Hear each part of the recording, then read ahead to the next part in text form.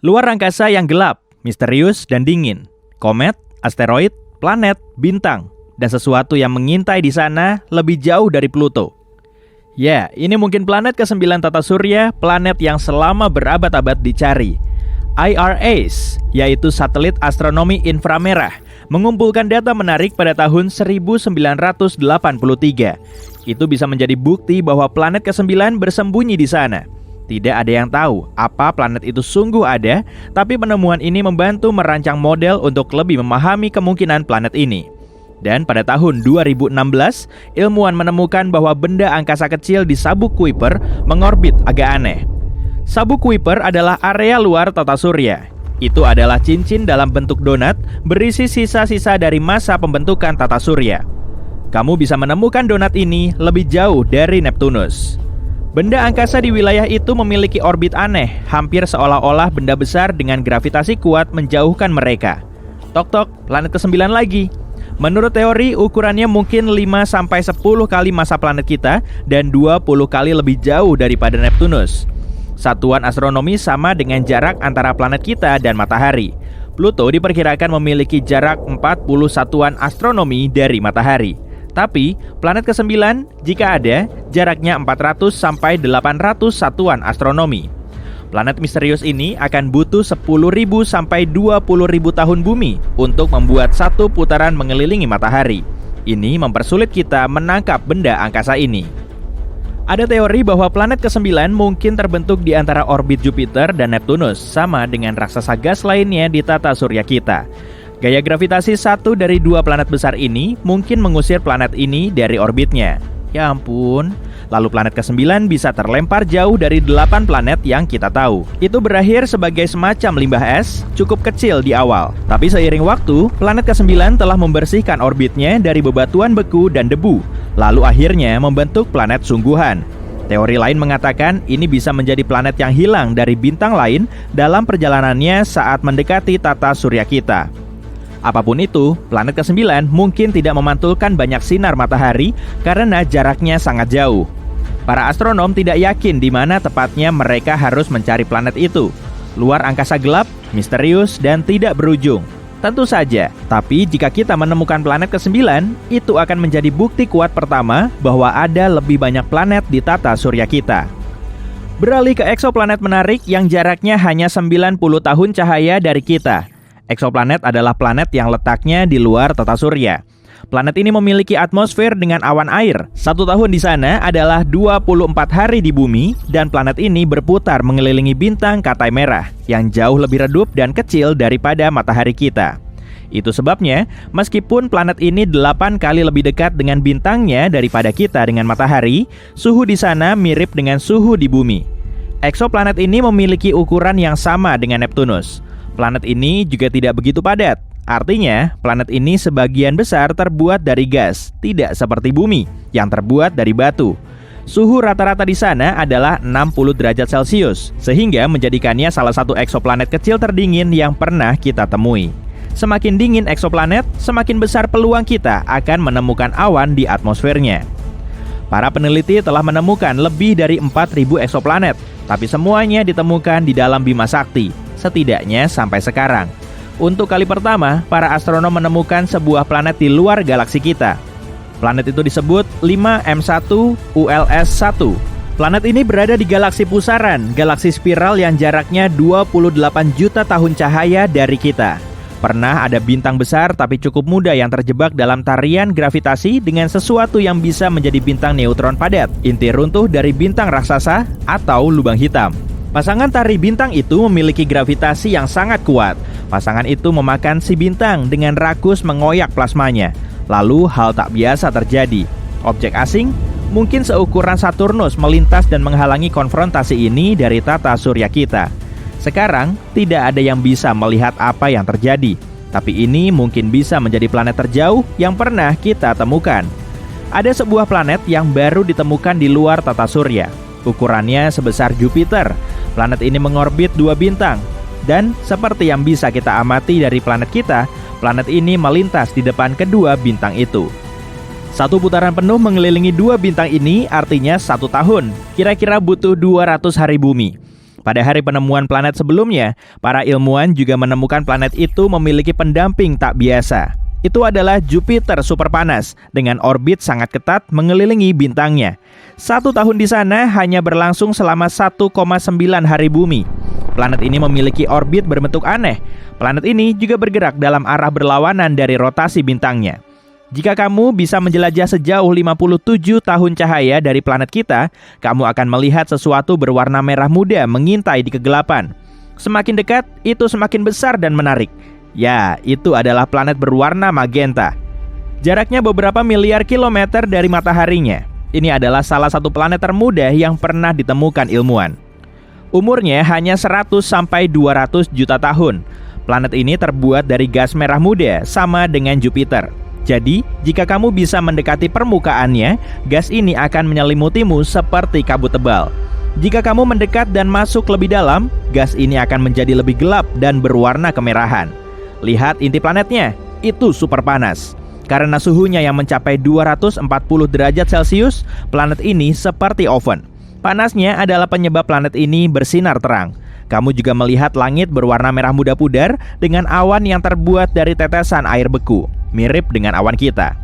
Ada sebuah eksoplanet yang ukurannya separuh bumi. Itu merupakan salah satu planet terkecil yang pernah kita temukan di luar tata surya. Diameternya 9.000 km. Sebagai perbandingan, diameter bumi adalah 12.700 km.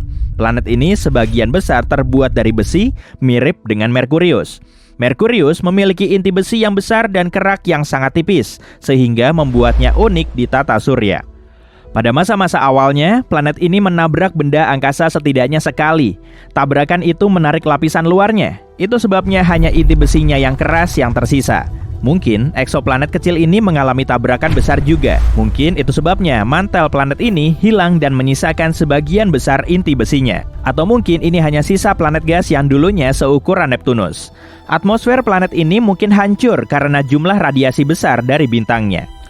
Planet ini hanya berjarak 31 tahun cahaya dari kita, dan hari di sana kurang dari 8 jam bumi.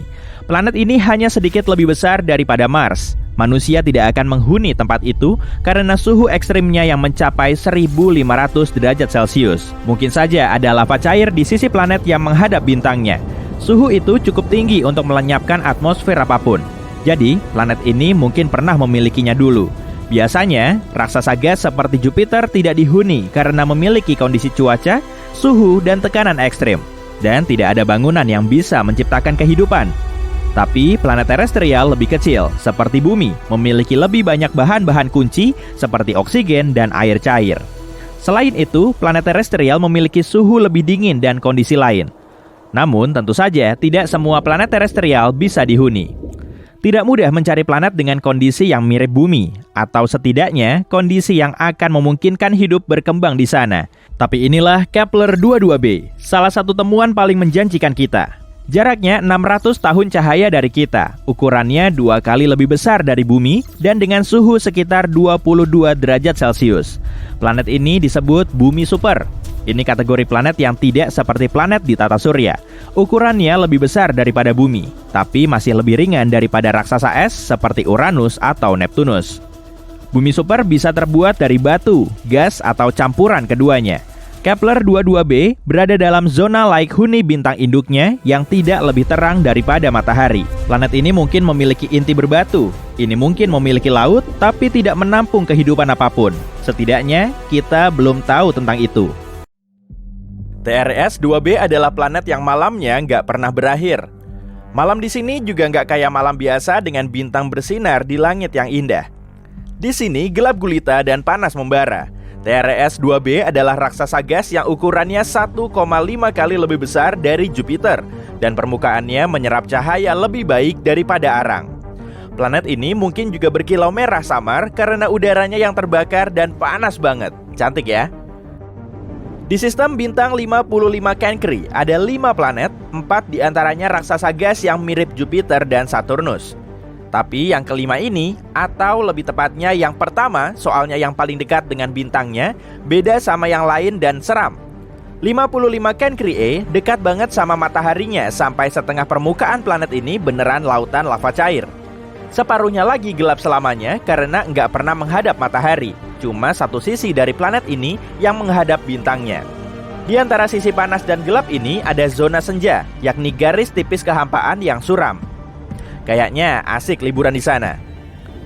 HD 1897333b. Panjang juga namanya. Ini adalah satu-satunya eksoplanet di orbit bintangnya. Sekilas sih kelihatan cantik. Ada goresan biru dan putih yang membentuk pola cantik di permukaannya. Tapi warna ini ternyata berasal dari partikel silikat keras di atmosfer planet itu. Artinya, di sana terjadi hujan kaca. Tapi parahnya, anginnya mencapai kecepatan 8.700 km per jam atau hampir Mach 7. Sebagai perbandingan, kecepatan angin paling kencang di bumi adalah 408 km per jam, 20 kali lebih lambat. Jadi, kaca itu bergerak secara horizontal pada kecepatan hypersonik, menggores semua yang ada di jalurnya. Nunduk! Sistem berikutnya, aku nggak nyebutin namanya deh ya. Yang ini nih punya 3 eksoplanet yang semuanya pelan-pelan dihancurkan bintangnya sendiri. Kenapa begitu? Karena bintangnya nggak biasa. Bintangnya itu pulsar, yaitu bagian inti yang berputar cepat dari bintang yang meledak. Pulsar ini menciptakan denyut elektromagnetik kuat di beberapa arah saat berputar beberapa ribu kali per detik.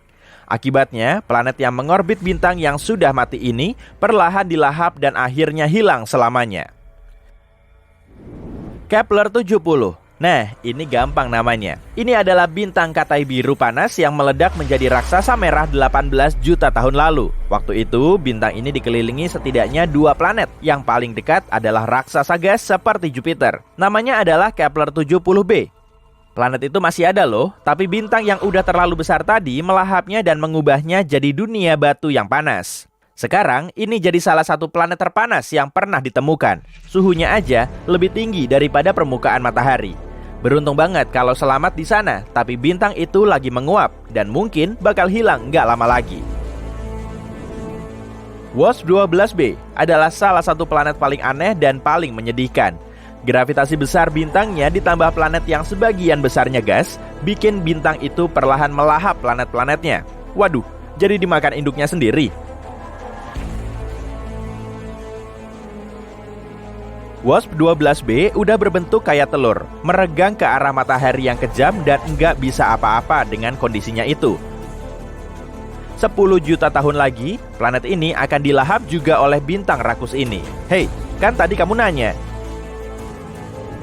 Kalau kamu penasaran gimana sih rasanya jalan di atas es dan arang panas sekaligus, Gliese 436b adalah planet yang bisa ngasih contoh jelas.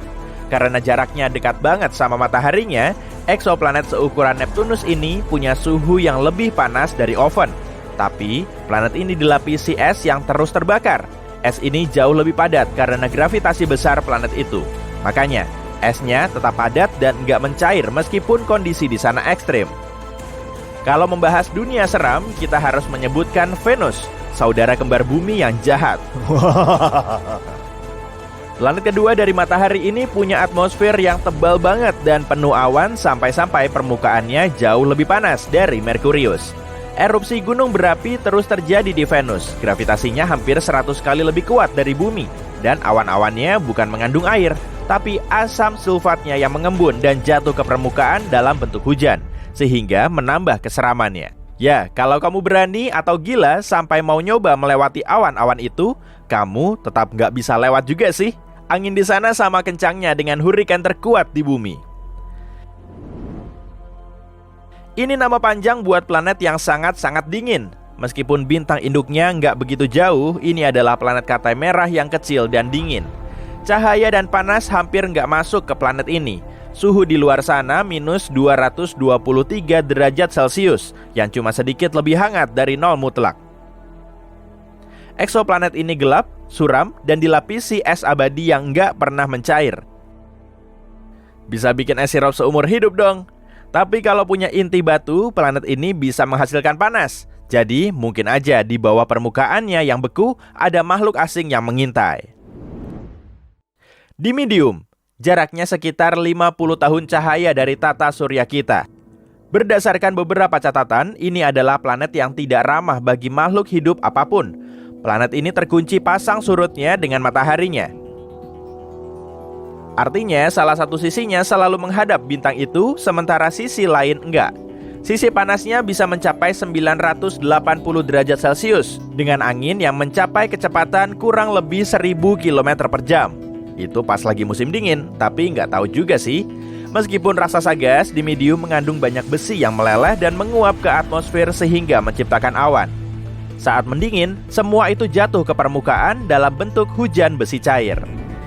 Oksigen biasanya dianggap sebagai unsur yang membawa kehidupan pada suatu planet, tapi beda sama Osiris. Ilmuwan kaget pas nemu oksigen di planet ini, atau lebih tepatnya di sekelilingnya. Soalnya planet ini 8 kali lebih dekat ke bintang induknya daripada Merkurius ke matahari. Jarak ekstrim ini bikin Osiris jadi wadah hidup yang meleleh. Di sana, semua yang bisa terbakar bakal terbakar. Hal ini juga yang bikin planet ini sebentar banget mengelilingi bintangnya. Setahun di Osiris cuma 3,5 hari di bumi. Atmosfer planet ini terus terhempas dan meleleh karena panas dari mataharinya. Nggak bisa dijadiin tempat healing nih. Kerot EXO 3b nggak sepanas dan nggak sedingin planet lain di daftar ini. Tapi planet ini juga seram, bahkan lebih kejam. Raksasa gas ini punya ukuran mirip-mirip Jupiter, tapi 20 kali lebih padat. Nah, hal ini bikin gravitasi Korot EXO 3b membebani semua yang ada di permukaannya 50 kali lebih besar dari di bumi. Kalau kamu ke sana, kamu nggak akan selamat karena kamu akan langsung hancur oleh kepadatan atmosfernya. Korot 7b juga dunia yang kaya oven. Suhu sehari-harinya lebih dari 2200 derajat Celcius. Digabungin sama permukaannya yang berbatu, planet ini punya pemandangan yang mengerikan. Batu di permukaan bergelembung dan mendidih, lalu menguap ke atmosfer. Di sana semua akan mendingin, lalu akhirnya jatuh lagi ke permukaan dalam hujan belerang. Sedihnya, Korot 7b pernah jadi raksasa gas, tapi atmosfernya meleleh karena panas dan yang tersisa cuma intinya yang hangus. Oke, disinilah kamu di tengah samudra. Samudra ini tak berujung, tapi kamu tak bisa melihatnya karena ada kabut tebal di sekitarmu. Awan tebal menyembunyikan matahari yang besar, namun redup. Ini siang atau malam? Kamu nggak tahu, cuma ada kabut abu-abu di sekitarmu. Kamu sendirian, meski kamu mencoba menyelam setelah beberapa jam, kamu masih nggak bisa melihat dasarnya. Dan begitulah planet air pada umumnya. Kedengarannya memang agak suram ya, tapi nggak seburuk itu kok. Dunia air ini lebih menarik daripada kelihatannya, jadi mari kita kenali lebih dekat. Planet Samudra adalah planet yang sesuai tebakanmu, sebagian besar terdiri dari air, es, dan mungkin sedikit bebatuan. Coba ingat kembali samudra di bumi, kedalamannya yang mengerikan, Palung Mariana, dan lainnya. Nah, sekarang bisakah kamu menebak berapa banyak ruang yang dibutuhkan seluruh air di bumi? 0,025%. Benar. Sekarang coba bayangkan dunia yang terdiri dari 40-60% air. Kalau kamu menyelam ke sana, kedalamannya bisa lebih dari 95 km. Dibandingkan dengan ini, kedalaman 9,6 km, Palung Mariana kita nggak ada apa-apanya. Dan yap, tekanan di sana amat sangat besar, bisa mencapai 20.000 atmosfer bumi. Sangat menghancurkan. Meski terdengar menakutkan, mengetahui lebih banyak tentang planet-planet ini masih sangat menarik. Untungnya menurut perhitungan para ilmuwan, mungkin ada banyak planet seperti itu di galaksi kita. Jadi kamu nggak perlu pergi jauh-jauh, kamu bisa menemukan planet air ini di tata surya kita. Bukan planet tentunya, melainkan bulannya. Jupiter punya Ganymede dan Callisto, sementara Saturnus punya Titan dan Enceladus. Samudranya bisa mencakup hingga 30% masa bulan-bulan ini. Meski begitu, kita belum tahu apakah samudra ini tertutup lapisan es yang tebal atau tidak. Tapi kita telah menemukan beberapa planet samudra murni. Ini terjadi karena kondisi keberadaan planet-planet ini sangat spesifik. Misalnya, planet ini seharusnya berukuran 6-8 kali lipatnya bumi. Kalau lebih kecil, permukaannya akan berbatu. Tapi kalau lebih besar, itu akan berubah menjadi raksasa gas. Pada saat yang sama, planet ini harus berada di zona layak huni bintangnya. Kalau sedikit lebih jauh, planet ini berubah menjadi raksasa es atau bumi super yang dingin. Jadi ya, planet-planet ini punya banyak syarat. Kita mulai menjelajahi planet-planet ini pada tahun 1970-an. Namun sejak itu, kita hanya menemukan beberapa tapi masih sangat menarik. Planet pertama adalah Gliese 1214b. Itu adalah planet samudra pertama yang kita temukan.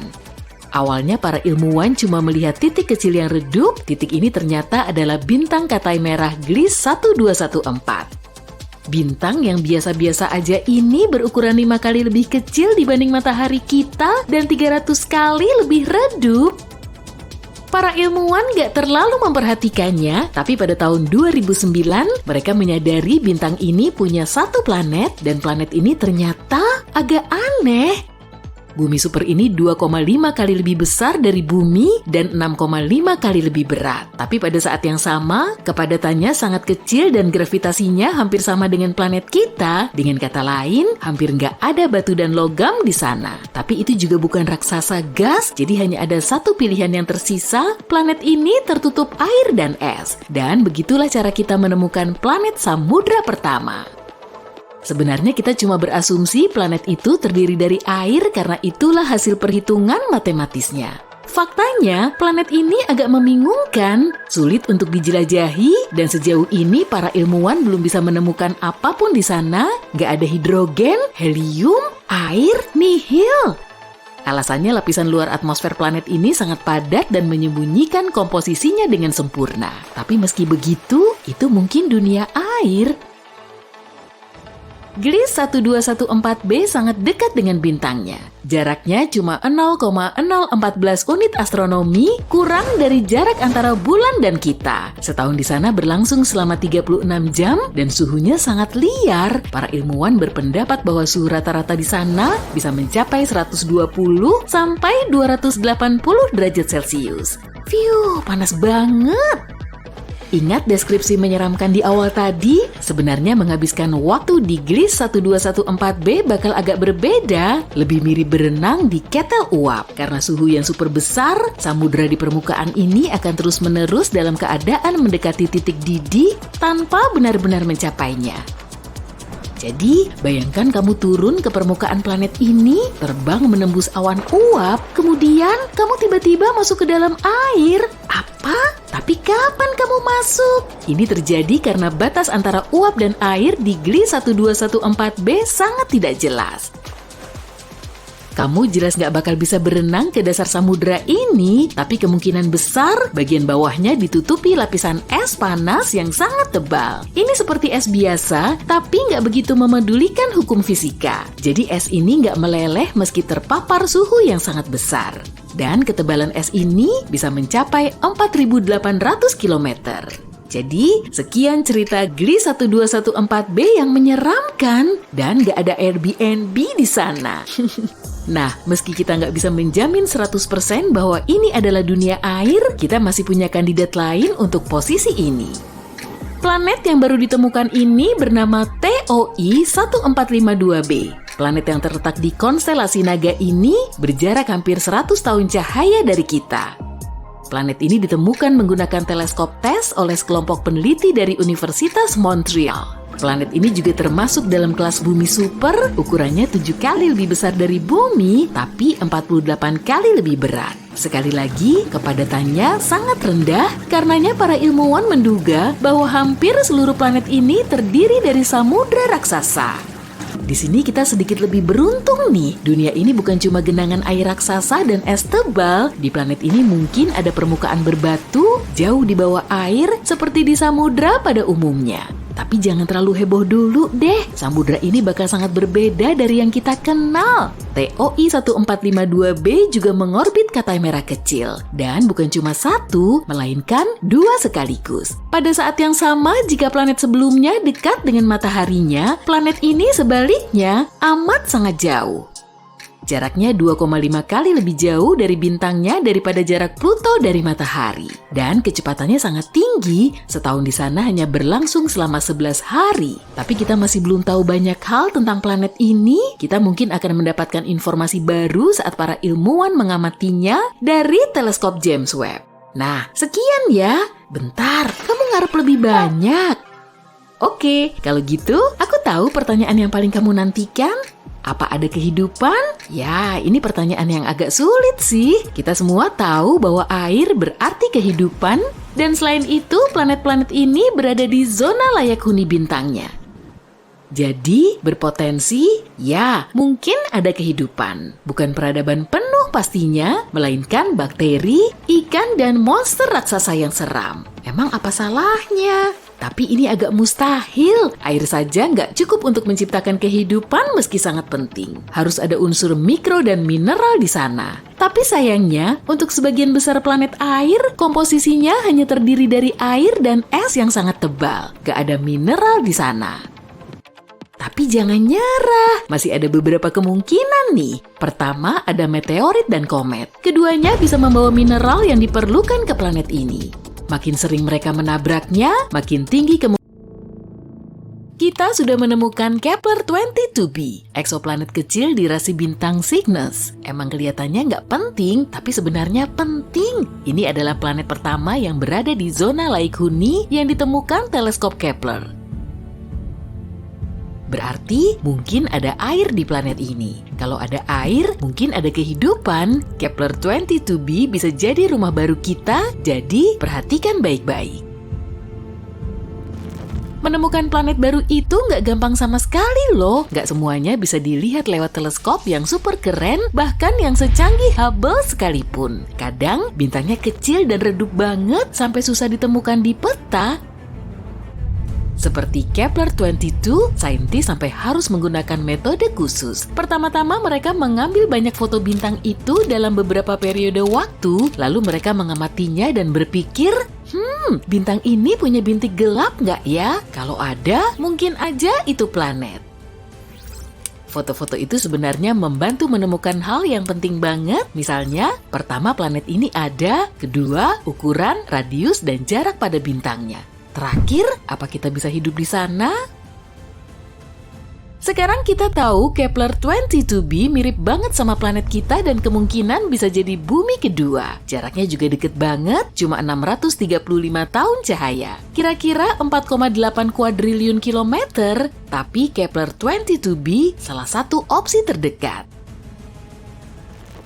Kepler-22, bintang Kepler-22b adalah katai kuning, mirip banget sama matahari kita, ukurannya sama, radiusnya sama, bahkan umurnya hampir sama, 4 miliar tahun. Yang beda cuma terangnya, bintang ini lebih redup kira-kira 20% dari matahari, jadi meski udah berusaha sekeras apapun, bintang ini nggak akan kelihatan malam-malam. Ukuran planet Kepler-22b sekitar 2,4 kalinya ukuran bumi. Dari segi ukuran lumayan, radius lebih besar berarti kemungkinan adanya air dan ruang untuk hidup lebih besar juga. Meskipun pergi dari satu kota ke kota lain jadi jauh. Capek banget kan ngebayangin naik pesawat selama 3 hari? Kita nggak tahu berapa tepatnya masa planet ini, tapi menurut saintis sih lebih berat dari masa bumi. Sebenarnya, masa Kepler-22b bisa mencapai 36 kalinya masa planet kita. Artinya, gravitasinya luar biasa besar. Kalau planet ini 36 kali lebih berat dari bumi, gravitasinya sekitar 6 kali lebih kuat. Ngangkat 9 kilo kentang aja udah susah, apalagi 54 kilo. Ditambah lagi badan kamu bakal jauh lebih berat di sana. Jalan aja butuh otot yang besar, kamu harus jadi atlet binaraga cuma untuk berangkat kerja. Masalahnya, dengan gravitasi sebesar itu, tumbuhan bakal susah tumbuh di sana. Mereka butuh sedikit kebebasan untuk tumbuh dari tanah. Dan hewan, anjing dan kucing kita harus berotot untuk bertahan di sana. Tapi kalau planet ini udah punya hewan atau penghuni lain, kita udah punya gambaran seperti apa wujudnya. Mereka mungkin punya banyak kaki supaya gerak menjadi gampang, nggak tinggi tapi besar banget dan super kuat. Laba-laba raksasa berotot mungkin lebih seram. Untungnya informasi ini belum bisa dipastikan. Kalau kita beruntung dan gravitasi di sana ternyata cuma sedikit lebih besar dari gravitasi di bumi, hidup di sana tentu lebih gampang. Kepler-22b juga lebih dekat ke bintangnya sekitar 15% daripada kita ke matahari. Kalau Kepler-22b ada di tata surya kita, mungkin lokasinya di antara bumi dan Venus. Berarti kita bakal terbakar di sana. Enggak dong, bintang Kepler-22 cukup dingin, cuma sekitar 5.500 derajat Celcius. Makanya kita berasumsi suhu di Kepler-22b kira-kira sama seperti di bumi, tapi itu kalau planet ini mengorbit bintangnya sama seperti kita mengorbit matahari ya. Sayangnya kita nggak tahu itu. Kepler-22b bisa berputar mengelilingi bintangnya secara miring, misalnya seperti Uranus. Apa? Kamu nggak tahu kalau Uranus miring? Perhatiin juga deh cincinnya. Betul, Uranus juga punya cincin seperti Saturnus, tapi tegak lurus. Alam semesta emang misterius banget. Jadi kalau Kepler-22b beneran miring gitu, cuaca di planet ini juga bakal nggak bagus-bagus banget. Setelah musim dingin yang menusuk, bakal ada musim panas yang menyengat. Dan seperti planet-planet lain dengan penguncian pasang surut, kita cuma bisa hidup nyaman di lahan sempit yang terletak di antara dua sisi ini. Semoga aja Kepler-22b berotasi normal dan nggak miring ya. Tapi nggak semuanya buruk kok. Menurut penelitian, mungkin ada laut di Kepler-22b. Tahu kan kalau air itu sumber kehidupan? Tapi dalam hal ini, manfaatnya bukan cuma itu, karena planet yang dipenuhi laut selalu punya suhu yang lebih stabil. Air menyerap sebagian panas dan menyebarkannya secara merata ke seluruh planet. Bagian yang panas jadi sejuk dan bagian yang dingin jadi hangat. Oh ya, bumi juga kayak gitu miliaran tahun lalu loh. Saat bumi mulai dapat genangan kecil pertamanya, bulan membantu genangan ini menyebar ke seluruh bumi. Berkat ini, bola terbakar saat itu berubah menjadi bola kecil yang penuh kehidupan. Jadi kalau Kepler-22b memiliki air tapi nggak punya atmosfer, menurut saintis, suhu rata-rata di sana kira-kira -11 derajat Celcius. Tapi kalau ada atmosfer seperti di bumi, suhunya bisa mencapai 22 derajat Celcius. Nah, itu baru pas. 1 tahun di sana sama dengan 290 hari bumi, kira-kira 9 bulan. Planet ini nggak punya satelit alami, jadi sayangnya kita nggak akan punya pemandangan cantik bulan. Tapi kita mungkin bisa melihat matahari sebagai bintang kecil yang jauh, kita bisa mengaguminya di langit malam sambil mengingat rumah kita. Tanpa sembunyi dari laba-laba raksasa. Itulah informasi yang kita tahu saat ini, sayangnya agak susah mengeksplor planet seperti ini. Jadi ada banyak banget data yang nggak kita tahu, misalnya, planet seperti apa Kepler-22b ini? Kita nggak punya informasi sepenting itu terkait planet ini. Kita nggak tahu Kepler-22b ini planet berbatu atau bukan. Kalau bukan, informasi-informasi tadi nggak berguna. Mungkin aja ini planet gas atau planet yang dipenuhi gas tapi intinya padat seperti Neptunus atau dunia air yang dipenuhi samudra raksasa.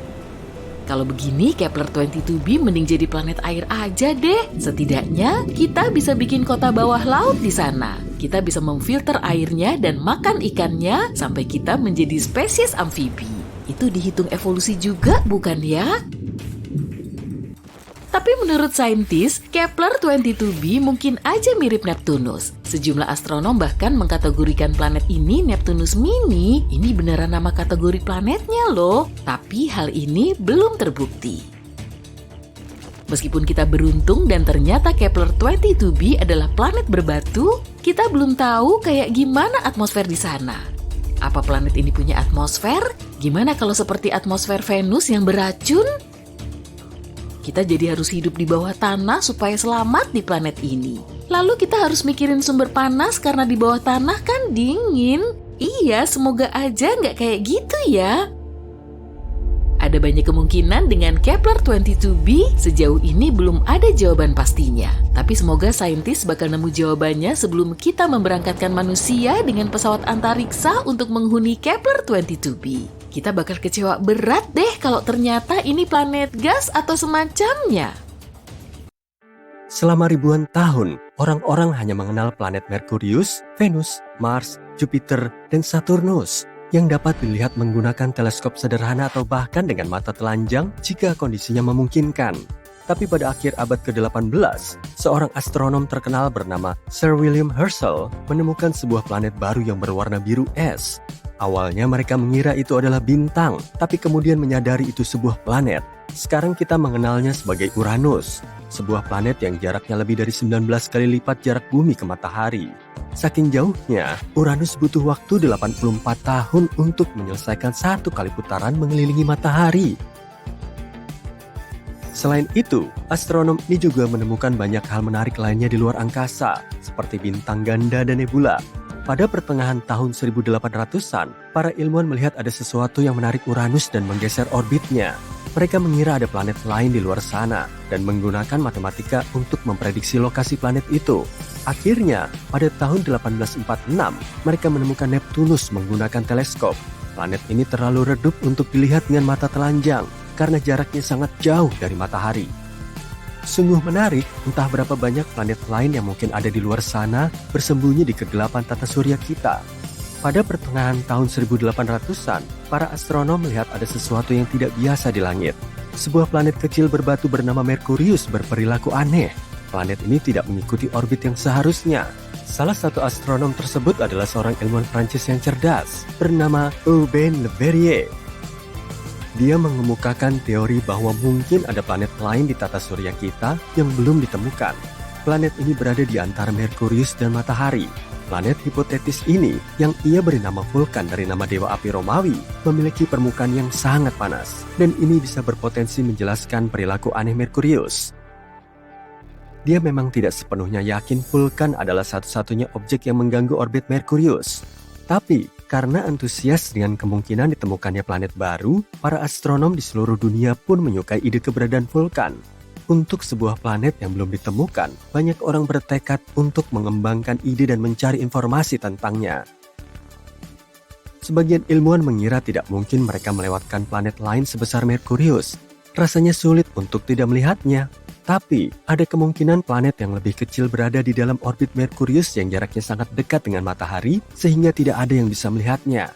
Salah satu teori mengatakan jaraknya sekitar 21 juta kilometer dari matahari. Merkurius adalah planet dengan orbit paling eksentrik di tata surya kita, tapi titik terdekatnya ke matahari sekitar 46 juta kilometer. Artinya, Vulkan berada kurang dari setengah jarak tersebut. Teori ini kemudian mengatakan jika Vulkan ada, planet itu akan mengorbit matahari setiap 19 hari 18 jam dan jalurnya miring sekitar 12 derajat relatif terhadap jalur planet-planet lain di tata surya kita. Posisi terjauh Vulkan dari matahari masih terlalu dekat untuk bisa dilihat dengan mata telanjang, bahkan saat senja. Satu-satunya kesempatan untuk melihat Vulkan adalah saat gerhana matahari atau saat ia melintas di depan matahari, yang menurut teori terjadi 2-4 kali dalam setahun. Mereka memiliki teori bahwa planet misterius ini berada sangat dekat dengan matahari, sehingga hanya bisa dilihat saat gerhana matahari total ketika bulan menghalangi cahaya matahari yang menyilaukan. Jadi, setiap kali terjadi gerhana, para ilmuwan mengamati matahari dengan harapan bisa melihat Vulkan. Mereka berusaha keras, tapi tetap saja tidak bisa menemukan planet misterius ini. Beberapa astronom mengaku melihatnya saat gerhana, tapi tidak ada yang bisa memastikan atau menemukan buktinya. Teori tentang Vulkan pun dilupakan untuk sementara. Einstein punya pemikiran berbeda. Kamu tahu tentang teori relativitas umumnya kan? Disitulah ia menyatakan bahwa gravitasi bukanlah suatu kekuatan alamiah, tapi hasil dari melengkungnya ruang waktu karena kehadiran objek-objek luar angkasa raksasa, seperti planet dan bintang. Planet-planet mengitari matahari pada orbit yang tetap karena ruang waktu melengkung, yang berarti planet-planet itu seperti jatuh ke arah bintang pusat tata surya kita. Dan Einstein coba menjelaskan orbit Merkurius yang tidak biasa ini menggunakan teori relativitasnya. Tidak seperti planet-planet lain di tata surya kita, orbit Merkurius tidak melingkar. Orbit Merkurius tampak sedikit bergelombang, seolah-olah ada kekuatan tak terlihat yang menariknya. Einstein mengatakan hal ini mungkin terjadi karena gravitasi matahari yang sangat besar membuat struktur ruang waktu di sekelilingnya melengkung. Menurutnya, ada kemungkinan ini sedikit mengubah orbit Merkurius. Butuh waktu cukup lama bagi komunitas ilmiah untuk menguji teori ini. Dan pada akhirnya, teori ini nampaknya merupakan penjelasan yang paling masuk akal. Meskipun teori Einstein memberi penjelasan yang lebih elegan terkait orbit Merkurius yang aneh, sebagian ilmuwan masih menaruh harapan pada Vulkan. Sangat sulit untuk melepas ide keberadaan Vulkan, karena Merkurius juga planet yang sangat sulit dilihat dari bumi.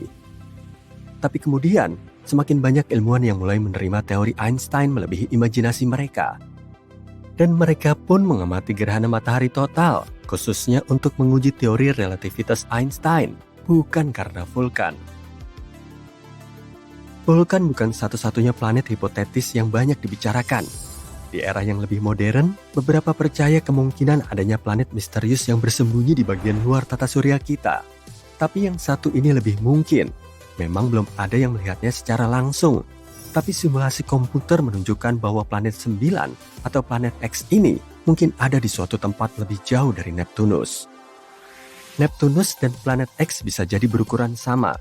Planet X mungkin 10 kali lebih masif daripada Bumi dan mengitari matahari dalam orbit lonjong yang jaraknya sekitar 20 kali lebih jauh dari matahari daripada Neptunus. 1 tahun di sana bisa berlangsung antara 10.000 hingga 20.000 tahun bumi. Sebagai perbandingan, 1 tahun di Neptunus berlangsung selama 165 tahun bumi. Objek sebesar ini yang bergerak di luar Neptunus bisa menjelaskan orbit yang tidak biasa dari objek-objek kecil di sabuk Kuiper. Sabuk Kuiper adalah area di tata surya kita yang berada di luar Neptunus dan orbitnya. Dan kemungkinan besar ada banyak asteroid, komet, serta benda-benda kecil lainnya di sana yang sebagian besar tersusun dari es. Ada planet hipotetis lain yang bernama Nibiru. Masih ingat rumor soal kiamat pada tahun 2012? Salah satu skenario yang populer adalah Nibiru akan menabrak planet tempat tinggal kita di akhir tahun itu. Tentu saja itu tidak terjadi. Kita masih baik-baik saja, tapi ide soal Nibiru tampak menarik. Ceritanya dimulai pada tahun 1970-an ketika seorang pria bernama Zecharia Sitchin menyebut Nibiru dalam bukunya The 12th Planet dan menyatakan planet ini mengelilingi matahari setiap 3.600 tahun. Tapi, sebuah planet dengan orbit eksentrik seperti itu mustahil tidak mengganggu planet-planet lain di tata surya kita dengan gravitasinya. Dan jika Nibiru benar-benar mendekati bumi pada tahun 2012, kita seharusnya bisa melihatnya dengan mata telanjang. Beberapa perhitungan sederhana menunjukkan Nibiru seharusnya hampir seterang Mars pada saat paling redup dan lebih terang dari bintang yang paling redup yang bisa dilihat dari perkotaan. Ya, mungkin kita akan lebih beruntung dalam 3.500 tahun ke depan. Pada tahun 2011, sebuah komet yang dinamai Elenin muncul dan banyak orang mengira itu adalah Nibiru. Tapi, ketika melihat komet dan planet melalui teleskop, wujudnya akan berbeda.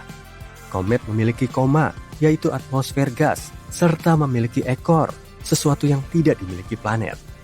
Selain itu, komet ini tidak menabrak bumi. Komet ini berada terlalu dekat dengan matahari dan hancur berkeping-keping.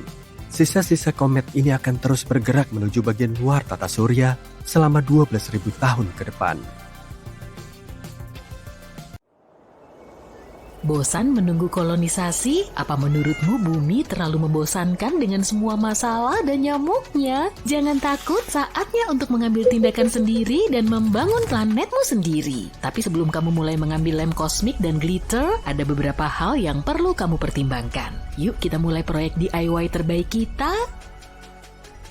Pertama-tama kita harus memilih lokasi. Setiap planet pasti mengitari bintang kan? Dalam sebuah prasmanan kosmik, setiap bintang memiliki keunikan tersendiri. Agar semuanya teratur, para astronom menggunakan sesuatu yang disebut sistem klasifikasi bintang. Bintang-bintang masif adalah diva di alam semesta. Bintang-bintang itu sangat besar, terang, dan selalu mencuri perhatian. Tapi bintang-bintang itu tidak selalu bersinar terang dan berpelangi. Bintang-bintang itu memiliki umur yang pendek dan cepat sekali padam seperti lilin. Bintang-bintang itu juga memiliki gravitasi yang sangat besar, jadi berhati-hatilah agar planetmu tidak tersedot. Sebaliknya, bintang-bintang Katai memang kecil, tapi itu bisa ditebus dengan staminanya. Bintang-bintang Katai bisa terbakar selama triliunan tahun. Artinya planet-planet di bintang Katai masih punya banyak waktu untuk mengembangkan kehidupan. Bintang yang sangat panas berwarna biru atau putih, sedangkan bintang yang dingin biasanya berwarna merah atau oranye. Iya, sepertinya terbalik ya. Tapi kan bukan kita yang menentukan di sini. Jadi, apa yang kita pilih? Nah, planet-planet di sekeliling bintang biru dan putih itu bisa hangus dan tergoreng seperti nugget ayam yang renyah. Di sisi lain, di bintang-bintang merah yang dingin, planet kita bisa berubah menjadi bola es. Jika itu pilihanmu, boleh saja, tapi kamu selalu bisa memilih jalan tengah yang bagus. Bintang kuning seperti matahari misalnya, tidak terlalu dingin, tidak terlalu panas, tapi pas. Sekarang setelah kamu memilih bintangnya, mari kita mulai membangun planet. Jantung planet adalah intinya. Inti planet menciptakan medan magnet, yaitu kekuatan tak terlihat yang melindungi planet dari sinar kosmik keras dan partikel bermuatan. Jika bukan karena medan ini, planet akan terpanggang oleh radiasi bintang seperti burger yang terlalu matang. Tapi medan magnet tidak selalu menjadi kekuatan yang baik. Di beberapa planet, seperti Jupiter, medan magnetnya sangat kuat sehingga menciptakan sabuk radiasi yang begitu kuat dan cuaca yang luar biasa. Jika kamu berharap menggunakan kompas untuk menemukan jalan di planet seperti itu, lupain aja deh. Medan magnet akan membuat jarum kompas berputar-putar seperti penari breakdance yang sedang mabuk kafein. Jadi kalau kamu memilih inti yang kecil dan ringan, planet ini akan memiliki lebih sedikit perlindungan dari radiasi matahari. Itu seperti berjemur tanpa tabir surya. Di sisi lain, inti yang lebih besar bisa menghasilkan lebih banyak panas yang bisa menyebabkan lebih banyak aktivitas vulkanik dan gempa bumi. Pilihan terbaik adalah inti berukuran sedang yang sebagian besar terbuat dari besi dan nikel. Cukup untuk menjauhkan hal-hal buruk, tapi tidak terlalu kuat untuk mengubah planet menjadi kentang panas kosmik. Kalau inti sudah siap, kita bisa melanjutkan ke langkah berikutnya. Raksasa? Maaf, maksudku planet. Planet itu seperti bawang, ada lapisan-lapisannya. Sebagian besar planet memiliki 3 lapisan utama, inti, kerak, dan mantel. Inti adalah isinya seperti yang sudah kita bahas. Mantelnya seperti lapisan karamel yang panas dan lengket di antara kerak dan inti. Dan kerak itu seperti lapisan tipis gula di atas kue planet yang menutupi permukaannya. Tapi tidak semua planet terbentuk dengan cara yang sama ya. Karena itu, kita punya banyak sekali pilihan. Pertama, kita akan membahas planet-planet gas raksasa, si jagoan di alam semesta. Di tata surya kita ada Jupiter dan Saturnus. Planet-planet ini sama sekali tidak memiliki kerak. Pada dasarnya, kedua planet ini adalah bola gas yang sangat besar seperti hidrogen dan helium sesuai dengan namanya. Selanjutnya kita punya raksasa es seperti Uranus dan Neptunus. Planet-planet ini seperti adik-adik raksasa gas yang lebih muda dan lebih dingin. Planet-planet ini tidak benar-benar memiliki permukaan yang padat, tapi juga bukan gas murni. Sebagian besar terbuat dari air, amonia, dan es metana. Ada juga dunia samudra. Tidak, dunia samudra tidak terbuat dari air murni. Dunia samudra memang memiliki semacam permukaan padat, tapi letaknya sangat dalam. Dan lautan di permukaannya sangat luas sehingga terlihat seperti tetesan air raksasa. Terakhir, kita punya planet terestrial seperti Bumi. Planet-planet ini sebagian besar terbuat dari batuan dan logam. Planet-planet ini memiliki permukaan untuk berpijak dan biasanya punya koleksi mineral yang keren. Jangan lupakan planet-planet kerdil, planet-planet yang kecil tapi sangat kuat. Pluto mungkin yang paling terkenal, tapi masih ada yang lain di tata surya kita, Eris, Ceres, Haumea, dan sebagainya. Planet-planet itu adalah tim cadangan di dunia planet yang selalu berusaha membuktikan kemampuannya, tapi tidak pernah berhasil menjadi planet penuh. Jenis mana yang paling kamu suka? Raksasa gas mungkin yang paling keren dengan ukurannya yang sangat besar, angin yang sangat kencang, dan petir yang menakutkan. Kita juga perlu menciptakan atmosfer nih. Atmosfer adalah lapisan terluar dari sebuah planet yang memainkan peran penting dalam iklim dan cuaca. Atmosfer juga merupakan pelindung utama planet. Tahukah kamu kalau 90-95% meteor terbakar di atmosfer bumi? Bayangkan apa yang akan terjadi jika tidak terbakar. Atmosfer yang padat dan berkabut yang akan kamu temukan di tempat-tempat seperti Venus memiliki lapisan karbon dioksida dan asam sulfat yang tebal. Dengan kata lain, Venus bukanlah sebuah planet, melainkan sebuah oven. Saking panasnya, kamu bisa memasak pizza di permukaannya dalam waktu singkat. Dan kamu pun ikut terpanggang lah. Selanjutnya ada atmosfer yang tipis dan halus seperti di Mars. Lapisan karbon dioksida yang tipis membuat tekanan permukaannya hanya 1% dari tekanan permukaan bumi. Di planet-planet seperti ini, kamu bisa terbang seperti pahlawan super kalau punya jetpack yang cukup bagus. Kemudian ada atmosfer campuran seperti yang ada di bumi. Lapisan nitrogen, oksigen, dan gas-gas lainnya menciptakan kondisi yang sempurna untuk kehidupan yang kita kenal. Disinilah kita bisa menikmati hari yang cerah, pelangi, dan tentu saja air. Dan yang terakhir, atmosfer yang eksotis. Kamu akan menemukannya di planet-planet seperti Neptunus, di mana lapisan hidrogen, helium, dan metana menciptakan dunia berwarna biru yang terlihat seperti kelereng raksasa. Planet-planet ini sangat aneh dan gak biasa, jadi sangat cocok untuk para pembuat planet yang kreatif. Hampir selesai nih. Pertanyaan terakhir adalah, apakah kamu ingin planetmu ada kehidupan di dalamnya? Dalam hal ini ada beberapa hal yang harus kamu pertimbangkan. Misalnya, planet itu harus berada di zona Laik-Huni. Zona Laik-Huni adalah area di sekeliling bintang yang kondisinya tepat untuk keberadaan air dalam wujud cair di permukaan. Pastikan planetmu tidak terlalu dekat atau terlalu jauh dari bintang ya.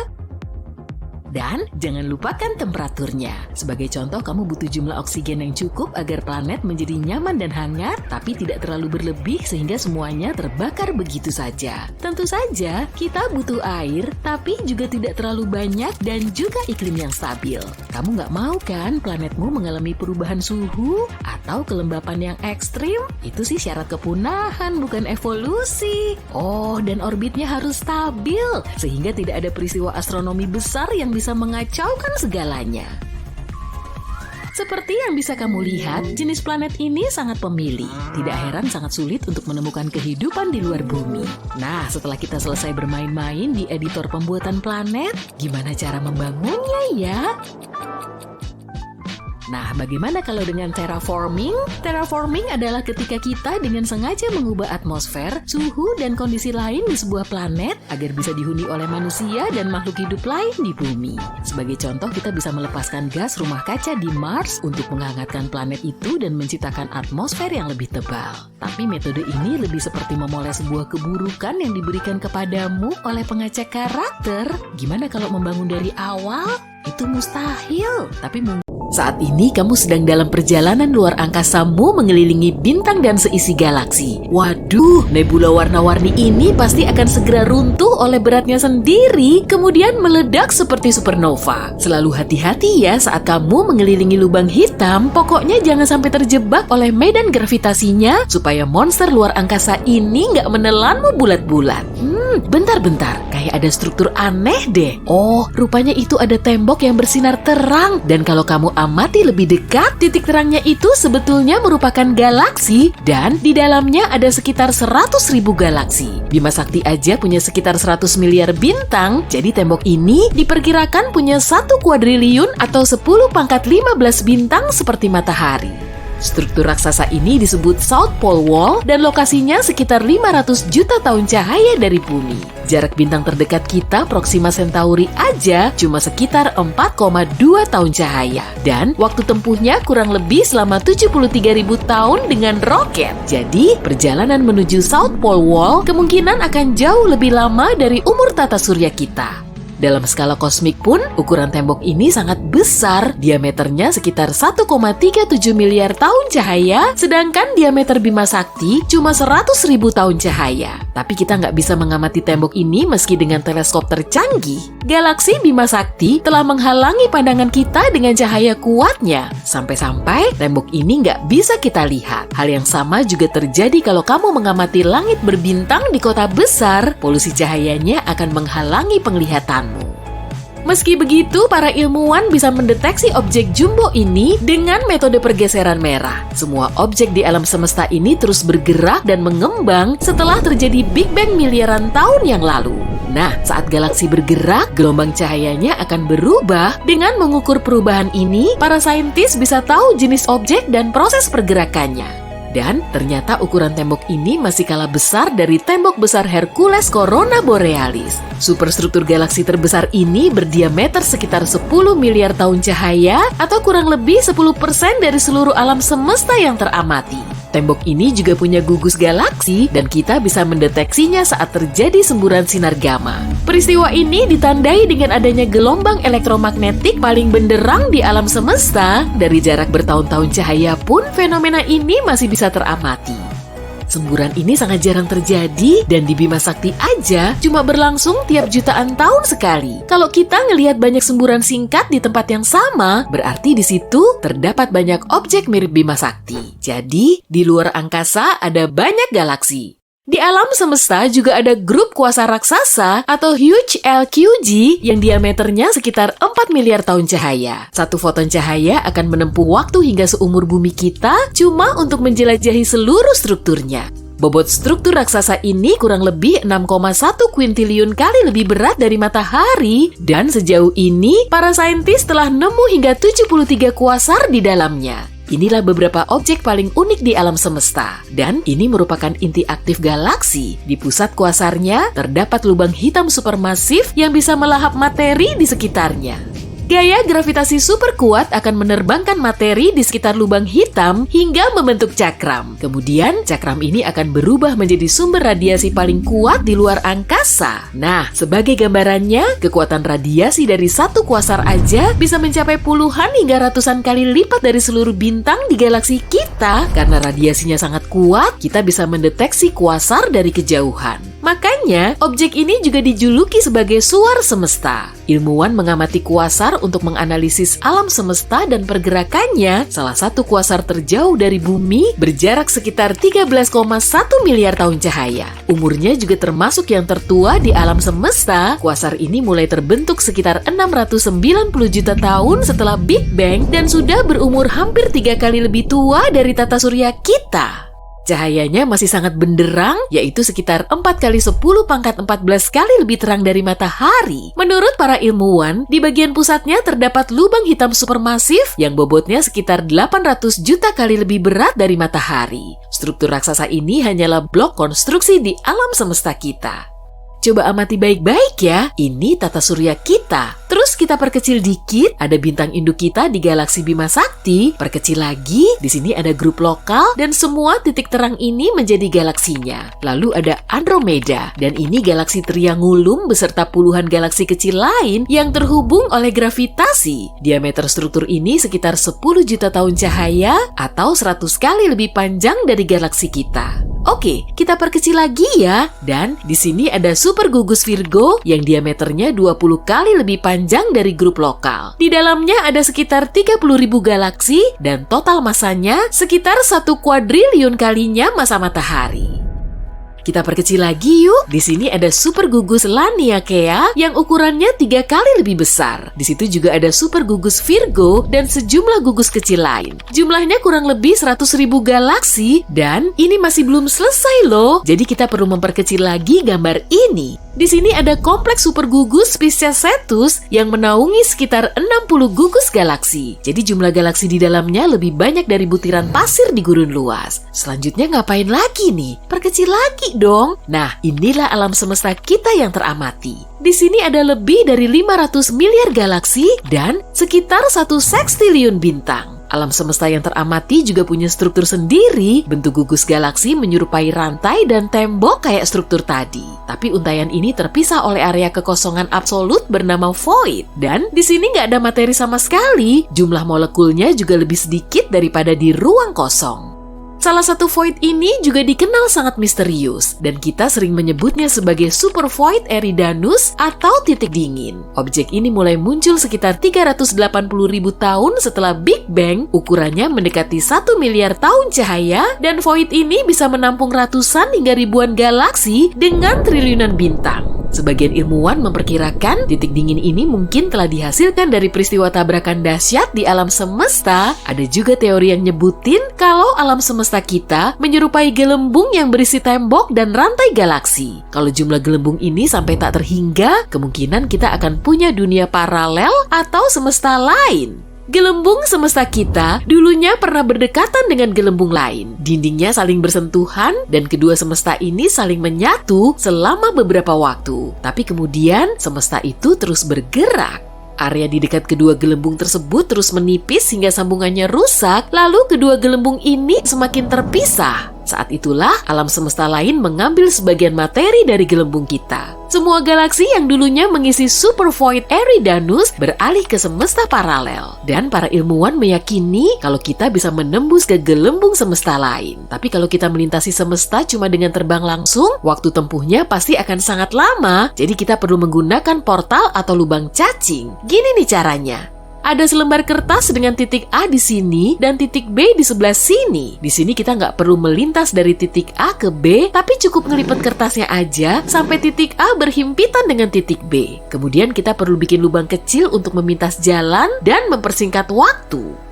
Sebagian saintis juga meyakini jalan pintas ke alam semesta lain berada di lubang hitam. Tapi gimana cara kita bertahan di lubang hitam setelah jatuh ke dalamnya ya? Nah, kita perlu milih lubang hitam yang cukup besar. Jadi intinya, gravitasi memiliki peranan penting. Kalau kamu jatuh di lubang hitam, efek gravitasinya akan semakin terasa saat jarakmu cukup dekat. Semakin mepet akan semakin kuat, kemudian gaya gravitasi yang mengenai kepalamu akan jauh lebih kuat dari gravitasi di kakimu, hingga akhirnya tubuhmu akan memanjang seperti spaghetti. Tapi kalau kamu jatuh di lubang hitam supermasif seperti yang ada di pusat galaksi, gaya gravitasinya akan naik secara perlahan. Masanya bisa jutaan kali lebih berat dari matahari atau bahkan lebih. Tapi gaya gravitasi di kepala dan kakimu kurang lebih sama dan kamu masih bisa ngerasa nyaman. Kalau kamu bisa bertahan setelah jatuh di lubang hitam supermasif, kamu bisa sampai di alam semesta lain. Hukum fisika di sana juga mungkin akan berlainan, tapi sejauh ini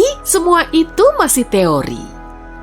Ketika ilmuwan terus menjelajahi alam semesta yang luas, mereka telah membuat beberapa penemuan luar biasa yang membuat mereka punya lebih banyak pertanyaan daripada jawaban. Dari bumi super yang terik sampai dunia berbentuk bola sepak, penemuan eksoplanet di tahun 2022 benar-benar luar biasa. Jadi, berpeganganlah erat-erat, masa depan penemuan eksoplanet tampak lebih cerah dari sebelumnya. Pertama, tipe eksoplanet baru. Katai merah membentuk 70% seluruh bintang di angkasa. Jadi pada September 2022, ilmuwan memutuskan untuk mengamati lebih dekat planet-planet kecil yang mengitari bintang-bintang tersebut. Penemuan mereka sungguh menakjubkan, jenis eksoplanet baru yang terbuat dari setengah batuan dan setengah air, baik dalam bentuk cair maupun es. Peneliti menduga kalau planet-planet ini kemungkinan besar terbentuk dari material es dan dilahirkan jauh dari bintang induknya, melewati garis es yang temperatur permukaannya sangat dingin. Tapi planet-planet itu kemudian bermigrasi lebih dekat ke area yang dideteksi para astronom.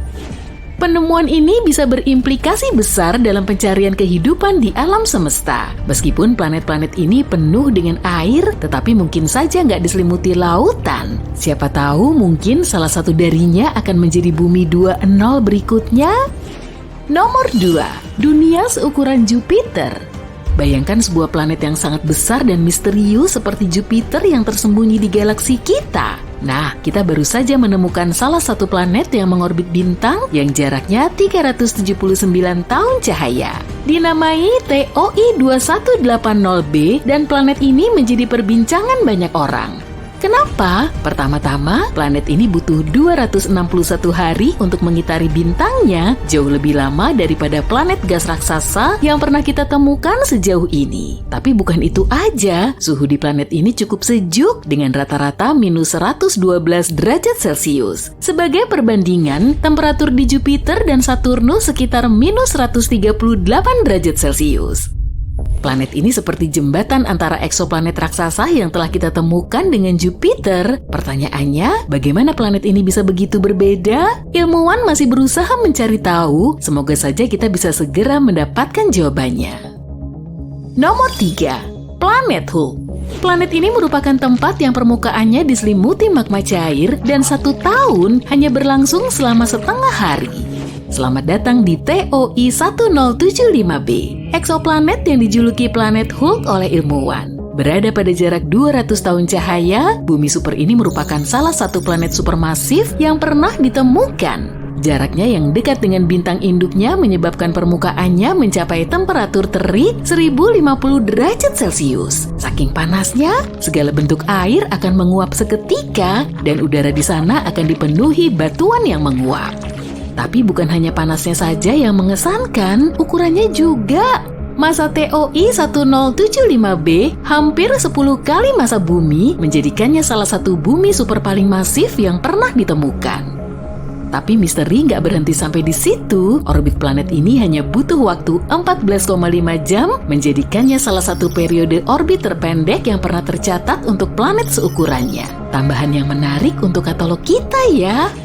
Nomor 4, 3 planet yang hancur. Astronom menemukan 3 planet yang berputar-putar dalam tarian berbahaya di samping bintang-bintang yang perlahan-lahan meredup. 1 dekade lalu, ilmuwan gak pernah membayangkan kalau planet-planet seperti itu bisa ada. Planet-planet gas raksasa yang ukurannya mirip Jupiter ini mengorbit terlalu dekat dengan bintang induknya yang mulai meredup. Pada dasarnya, planet-planet ini dalam bahaya. Contohnya planet yang diberi nama TOI 2337b ini, orbitnya kemungkinan besar akan membawanya meluncur ke pelukan bintang induknya dalam waktu kurang dari 1 juta tahun. Saat itu aku pasti udah nggak ada. Ketika bintang-bintang ini memasuki hari-hari terakhirnya, bintang-bintang menarik planet-planet di dekatnya seperti lubang hitam, mengubah orbitnya, dan berpotensi menyebabkan tabrakan dahsyat. Dan ketika planet-planet ini semakin dekat dengan bintangnya, atmosfernya akan memanas dan mengembang, menyebabkan perbedaan kerapatan yang mencengangkan. Namun, terlepas dari malapetaka dan kesuramannya, mempelajari planet-planet ini bisa memberi kita wawasan berharga tentang evolusi tata surya. Nomor 5, planet dengan atmosfer barium. Ini adalah 2 planet yang panas dan membara yang atmosfernya terbuat dari elemen terberat yang pernah ditemukan di eksoplanet, barium. Kedua planet yang dikenal sebagai WASP-76b dan WASP-121b ini merupakan planet gas raksasa yang sangat panas dan disebut Jupiter panas yang mengorbit sangat dekat dengan bintang induknya. Planet-planet ini pada dasarnya seperti bola api raksasa dengan satu sisi menghadap ke bintang dengan temperatur yang cukup panas untuk menguapkan besi serta logam-logam lainnya. Tapi ketika uap besi yang panas itu tertiup ke sisi planet yang lebih dingin di malam hari, uap besi berubah menjadi cairan dan jatuh sebagai hujan besi.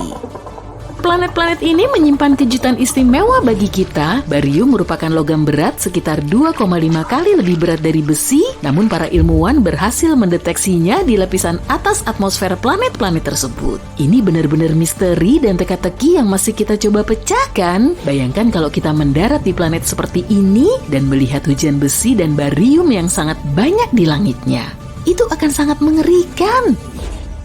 Nomor 6, planet sepak bola. Bersiaplah untuk terpukau para penggemar ruang angkasa. Karena kita baru saja menemukan planet berbentuk bola dan planet ini nggak seperti planet yang pernah kita lihat sebelumnya. Perkenalkan, WASP-103b. Eksoplanet ultrapanas yang berjarak lebih dari 1000 tahun cahaya dari bumi. Planet gas raksasa ini berada sangat dekat dengan bintang induknya sehingga bentuknya meregang akibat gaya gravitasi yang kuat. Tapi ini bukan sekedar permainan pengubah bentuk yang seru, tapi juga penemuan ilmiah yang berharga. Dengan mempelajari lintasan planet di bintang induknya, untuk pertama kalinya kita bisa mengukur perubahan bentuk planet. Ini seperti memotret planet yang sedang bergerak dan memberi kita wawasan tentang kondisi ekstrim yang bisa dialami planet-planet tersebut. Ini benar-benar penemuan yang luar biasa. Nomor 7, cahaya zodiak. Siap untuk cerita hantu kosmik? Ilmuwan dan siswa sekolah menengah di Tiongkok telah menemukan fenomena menyeramkan di 3 eksoplanet yang jauh. Fenomena ini disebut cahaya zodiak, yaitu cahaya yang mirip dengan cahaya yang kita lihat di bumi saat matahari terbenam. Tapi ini bukan sekedar pertunjukan cahaya yang menakutkan, bisa jadi ini merupakan petunjuk tentang susunan planet-planet yang berpotensi untuk dihuni. Bayangkan melihat matahari terbenam dari tempat gelap di bumi dan alih-alih kegelapan yang muncul justru segitiga cahaya. Itulah cahaya zodiak. Cahaya ini disebabkan oleh cahaya matahari yang memantul dari partikel-partikel debu yang memenuhi tata surya, sisa-sisa asteroid, dan komet. Tim peneliti menganalisis 47 eksoplanet yang berpotensi laik huni dan menemukan kalau 3 di antaranya yaitu Kepler 69c, Kepler 1229b, dan Kepler 395c yang merupakan bumi super punya tanda-tanda cahaya ini. Penemuan ini lebih dari sekedar fenomena yang menyeramkan. Penemuan ini bisa mengungkap informasi mengenai keberadaan asteroid dan komet di sistem eksoplanet yang mungkin sulit dideteksi dengan cara lain. Jadi ini sangat bagus. Nomor 8. Planet dengan awan silikat. Perkenalkan, VHS 1256b. Bukan sistem perekaman video rumahan ya, tapi sebuah dunia yang aneh dan eksotis yang diselimuti misteri dan keajaiban. Sebuah tempat di mana awan terbuat dari pasir dan langit selalu berwarna merah. Ini bukan cerita fiksi ilmiah, tapi penemuan nyata yang dibuat oleh pemikir brilian di NASA. Ini adalah eksoplanet katai coklat yang sedang membuat heboh komunitas astronomi. Planet ini terlalu masif untuk sebuah planet, hampir 20 kali lebih besar dari Jupiter, tapi bukan bintang. Planet ini berada di antara keduanya, sebuah teka-teki kosmik yang sulit didefinisikan. Namun, yang benar-benar gila dari VHS 1256b adalah atmosfernya. Para ilmuwan menemukan kalau dunia aneh ini diselimuti awan. Di sebuah sistem bintang yang sangat jauh, tepatnya 2600 tahun cahaya dari bumi, ada sebuah eksoplanet bernama Kepler 1658b. Planet ini merupakan planet gas raksasa yang mirip dengan Jupiter. Yang membedakannya dengan Jupiter adalah planet malang ini sudah ditakdirkan untuk hancur. Planet ini sedang berputar mengelilingi bintang induknya yang pada akhirnya akan berakhir dengan tabrakan dahsyat. Tapi yang paling menarik, para astronom tidak akan mengetahui fakta ini kalau bukan karena sebuah petunjuk kecil. Petunjuk itu adalah perubahan yang sangat kecil pada orbit planet. Perubahan ini tidak akan disadari jika para astronom tidak membandingkan data yang diterima teleskop-teleskop yang berbeda selama lebih dari 1 dekade. Lebih tepatnya, para ilmuwan telah mengamati ekso Jupiter yang melintas di antara planet kita dan bintang induknya setiap 2 minggu sekali selama 13 tahun terakhir. Dan mereka melihat kalau orbit planet ini semakin lama semakin mengecil. Setiap tahun, Kepler 1658b membutuhkan waktu 131 milidetik lebih sedikit untuk menyelesaikan satu putaran mengelilingi bintang induknya. Jika kecenderungan ini terus berlanjut, planet ini akan bertabrakan dengan bintang induknya dalam waktu 2,5 juta tahun lagi. Bahkan sebelum penemuan ini, model komputer memprediksi kalau beberapa planet akan menemui ajalnya dengan menabrak bintang induknya. Tapi inilah pertama kalinya para astronom mendapatkan bukti nyata akan hal itu dengan mengukur perubahan yang nyaris tidak terlihat pada orbit planet. Sekarang mereka tahu dengan pasti apa yang akan terjadi ketika sebuah planet akan menabrak bintang induknya, meskipun kita tidak akan bisa menyaksikannya. Tapi aku akan menceritakan sedikit tentang planet yang akan hancur itu. Planet ini ditemukan oleh teleskop antariksa Kepler milik NASA yang sudah tidak aktif lagi. Teleskop ini diluncurkan pada tahun 2009 dan misinya adalah menemukan planet yang mengorbit bintang lain alias eksoplanet. Dan eksoplanet pertama yang ditemukan teleskop Kepler adalah planet gas raksasa yang sedang kita bicarakan. Tapi para astronom membutuhkan waktu sekitar 1 dekade untuk memastikan kalau objek tersebut memang sebuah eksoplanet.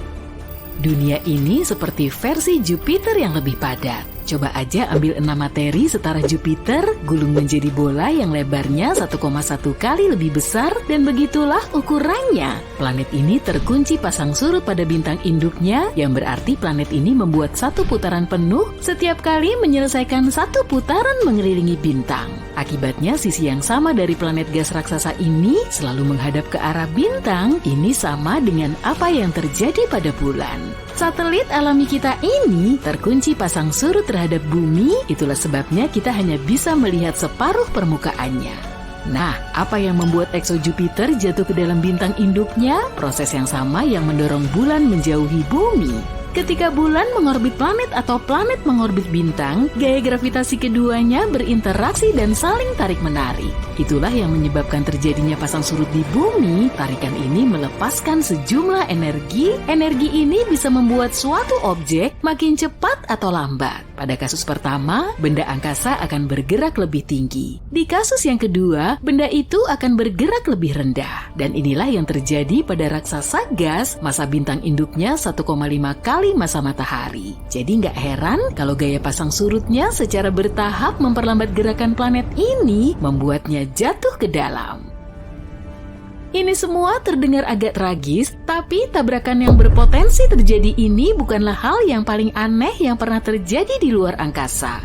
Yuk kita lihat yang lainnya. Sebagai contoh, Betelgeuse si raksasa merah di rasi bintang Orion mulai meredup pada tahun 2019. Hal ini membingungkan para astronom. Pada saat itu bintang tersebut sudah membesar, dan jika bintang ini menggantikan matahari, permukaan luarnya akan menyebar jauh di luar orbit Jupiter. Kemudian Betelgeuse menjadi lebih redup pada musim gugur 2019. Proses ini terus berlanjut sampai bulan Februari 2020. Perubahannya bisa dilihat dengan mata telanjang. Gak heran daya terang si bintang meredup hingga 2/3-nya. Saat itu para astronom yakin Betelgeuse akan meledak menjadi supernova. Mereka terus mengamati bintang tersebut. Tapi gak disangka bintang itu kembali ke keterangannya yang biasa. Berkat teleskop Hubble, para ilmuwan tahu kalau bintang itu telah melontarkan sebagian materinya, dan ini menghalangi sebagian cahayanya.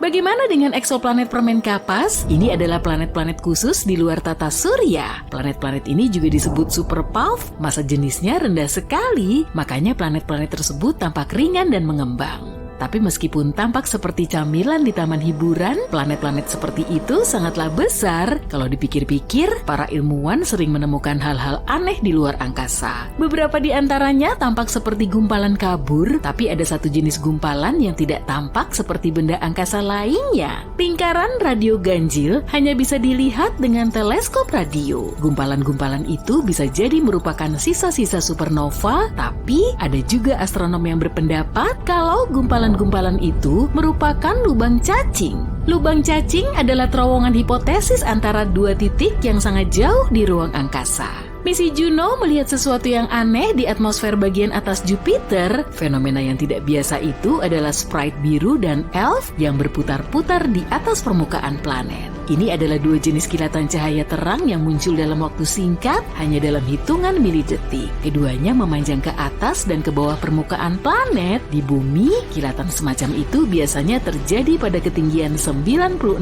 km di atas badai petir. Planet-planet liar tidak mengitari bintangnya, mungkin karena memang tidak ada benda-benda angkasa yang mengambang bebas ini menjelajah alam semesta dan bisa berada di mana saja. Planet-planet ini juga sulit ditemukan. Planet-planet liar hanya menghasilkan emisi yang lemah, tapi belum lama ini para astronom menemukan planet liar terkecil di Bima Sakti. Ukurannya lebih kecil dari bumi, tapi sedikit lebih besar dari Mars. Semburan radio cepat adalah semburan gelombang radio yang sangat terang dan menyilaukan. Semburan ini mengandung energi sebanyak yang dihasilkan matahari dalam hitungan hari, tapi hanya berlangsung dalam hitungan milidetik. Sebagian besar semburan radio cepat ini berasal dari tempat yang sangat jauh di luar Bima Sakti. Namun baru-baru ini, para astronom mendeteksi beberapa di antaranya berasal dari galaksi tempat tinggal kita. Dan sumbernya adalah magnetar yang jaraknya 30.000 tahun cahaya dari planet kita. Jika memang ada, pasta nuklir merupakan materi terkuat di alam semesta. Terbentuk dari sisa-sisa bintang yang telah padam, materi ini akan tertekan menjadi materi yang kusut seperti spaghetti. Pasta nuklir bisa hancur, tapi dengan memberikan 10 miliar kali tekanan yang dibutuhkan untuk menghancurkan baja. Belum lama ini, para ilmuwan menemukan bahwa salah satu bintang paling masif baru saja menghilang. Bintang itu berada 75 tahun cahaya dari bumi. Biasanya jarak itu terlalu jauh bagi para astronom untuk bisa melihat bintang-bintang secara jelas. Kecuali kalau bintang-bintang itu sangat besar, dan bintang yang sedang kita bicarakan ini sangat besar. Bintang ini bersinar 2,5 juta kali lebih terang daripada matahari. Para astronom terakhir kali melihat bintang ini pada tahun 2011. Mereka memutuskan untuk memeriksanya lebih jauh beberapa tahun kemudian, tapi sudah terlambat. Bintang itu sudah lenyap. Bintang-bintang masif seperti itu biasanya meledak dalam supernova yang sangat terang. Tapi para astronom tidak melihat hal seperti itu dalam kasus ini. Ada teori yang mengatakan kalau bintang itu runtuh menjadi lubang hitam tanpa memicu supernova terlebih dahulu. Supernova memang bisa terjadi pada bintang-bintang yang mendekati akhir hidupnya, tapi sangat jarang terjadi. Kita tahu ada lubang hitam dan mungkin juga ada lubang hitam mini meskipun keberadaannya belum terbukti. Tidak seperti saudara-saudaranya yang masif, lubang hitam mini yang hipotetis bisa jadi sangat kecil, tidak lebih besar dari sebuah atom. Mengkolonisasi planet lain seperti petualangan kosmik yang paling hebat. Ini adalah tantangan yang telah menarik imajinasi manusia selama berabad-abad dan merupakan sesuatu yang selalu kita impikan untuk dilakukan. Salah satu kandidat paling populer untuk peran ini adalah Mars. Dan hal ini nggak mengherankan, Mars adalah planet berbatu yang mirip dengan bumi dalam banyak hal dan bahkan memiliki bukti ada air di permukaannya. Hal ini menjadikannya kandidat utama untuk kolonisasi manusia. Banyak ilmuwan dan insinyur sedang menyusun rencana untuk mengirim manusia ke Mars dan membangun permukiman permanen di sana. Tapi bagaimana dengan kandidat lainnya? Ada banyak planet dan bulan di tata surya kita, jadi kenapa nggak berkoloni di tempat lain? Misalnya, Ceres. Ceres adalah harta karun kosmik yang paling utama. Ceres adalah planet katai, bukan planet yang utuh seperti Pluto. Ceres terletak di sabuk asteroid antara Mars dan Jupiter. Planet katai ini merupakan planet yang paling dekat dengan matahari dan ukurannya sangat kecil. Ukuran keseluruhan planet ini hampir sama dengan ukuran negara bagian Texas. Jadi kenapa memilihnya? Karena Ceres bisa jadi merupakan sumber yang kaya akan sumber daya yang berharga. Permukaan Ceres ditutupi kawah dan fitur geologi lainnya, dan para ilmuwan meyakini kalau di bawah permukaannya terdapat lapisan es yang tebal. Artinya, jauh di bawah tanah, Ceres mungkin memiliki lautan air cair. Kalau hal ini benar, Ceres bisa menjadi sumber daya yang berharga untuk misi antariksa di masa depan. Ceres berpotensi menjadi sumber air untuk eksplorasi manusia di tata surya. Jadi, bisakah kita mengkolonisasi Ceres? Dan jika bisa, bagaimana caranya?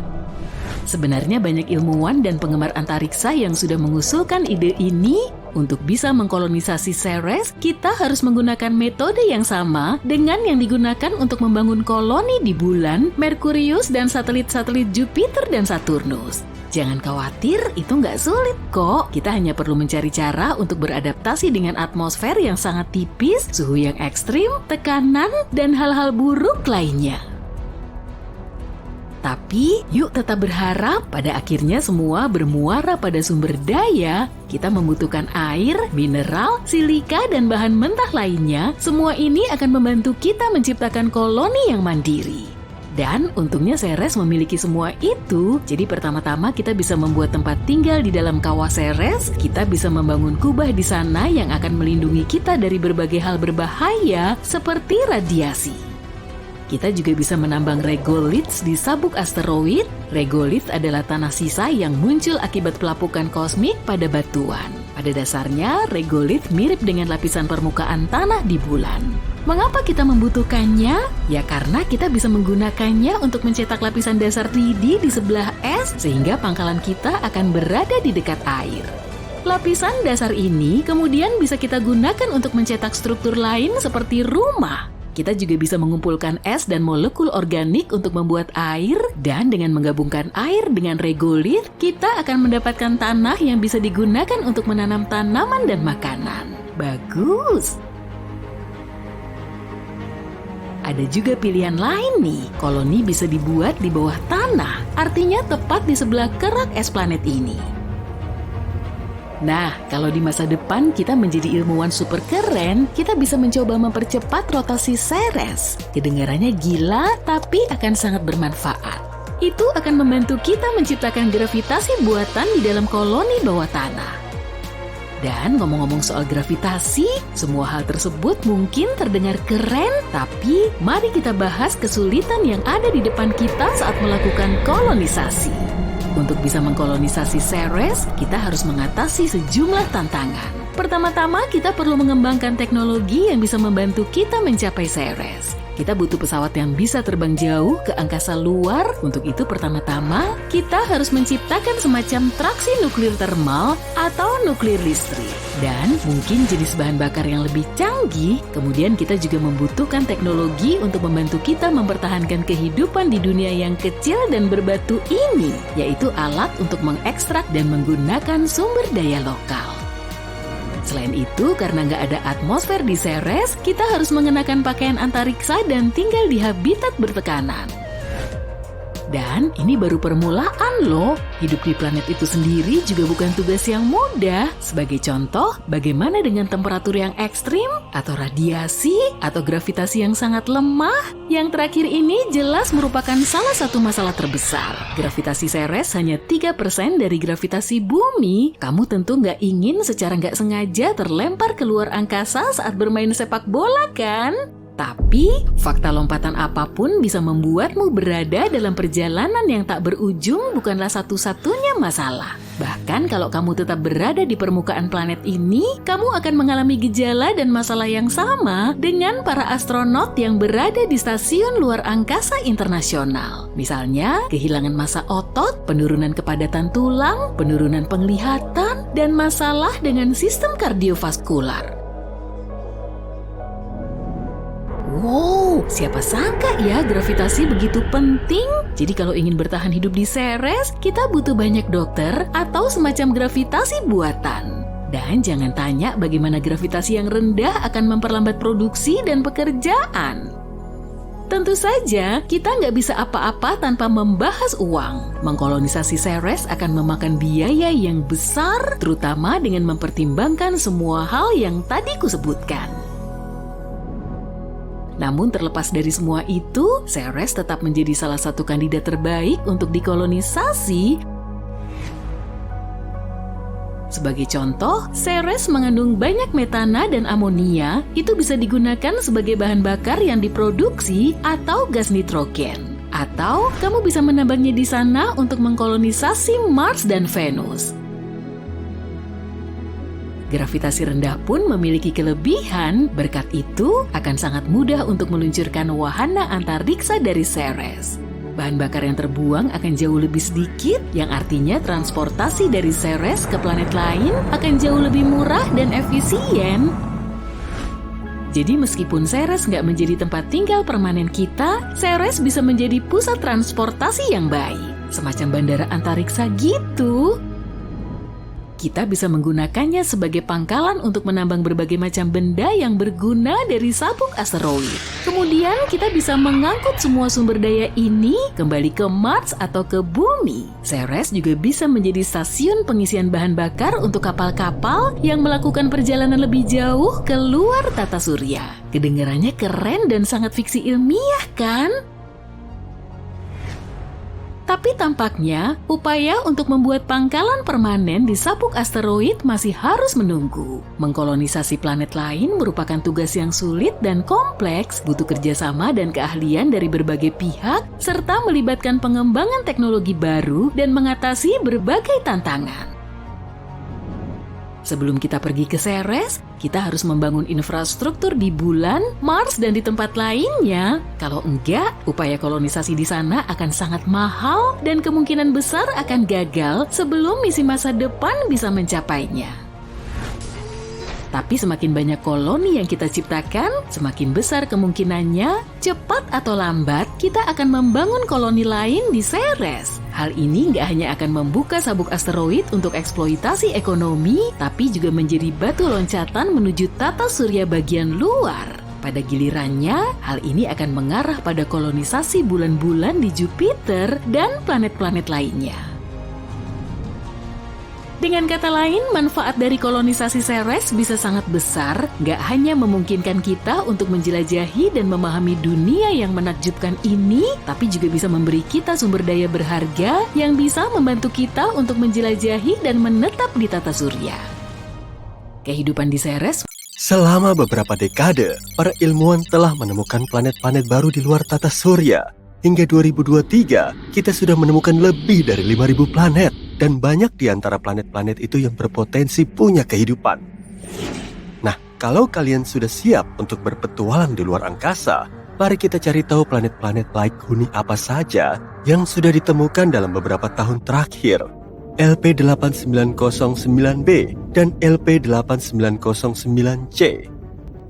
Pasang sabuk pengaman, karena kita akan menuju ke LP8909, bintang Katai Merah yang berada pada jarak 105 tahun cahaya dari bumi.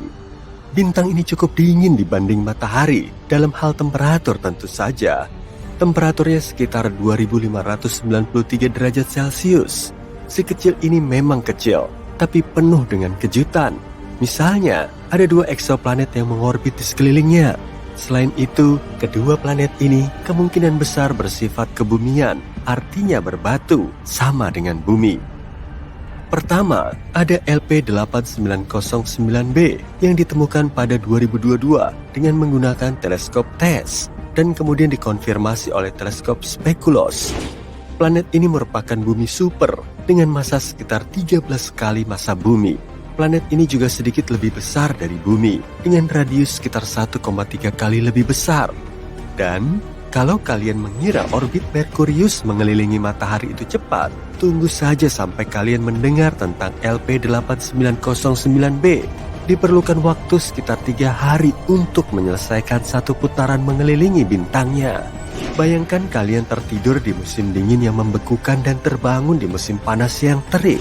Tapi yang paling menarik perhatian di sini adalah LP8909c. Planet yang satu ini ditemukan oleh teleskop Speculos. Planet ini berada sedikit lebih jauh dari bintang dan membutuhkan waktu 2,5 kali lebih lama untuk mengorbit dibanding LP8909b.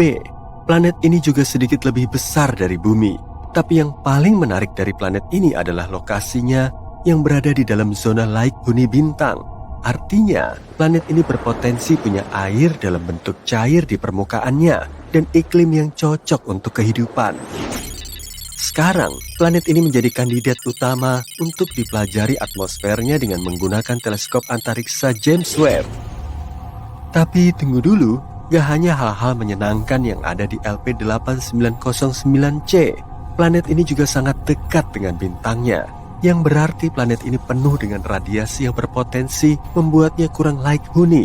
Dan yang paling penting, planet ini terkunci secara tidal, sama seperti bulan. Artinya, satu sisi planet ini selalu menghadap ke bintang dan sangat panas, sedangkan sisi lainnya selalu berada dalam kegelapan dan sangat dingin. Model ilmiah menunjukkan planet ini bisa jadi lebih mirip Venus dalam hal atmosfer dan iklim. Dan Venus, kalian tahu, Venus gak dikenal sebagai planet yang ramah bagi manusia. Tapi terlepas dari semua tantangan itu, LP8909c tetaplah sebuah eksoplanet yang menarik untuk dipelajari lebih lanjut. Siapa yang tahu rahasia apa yang disimpannya? Yuk lanjut ke kandidat berikutnya. GJ1002b dan GJ1002c.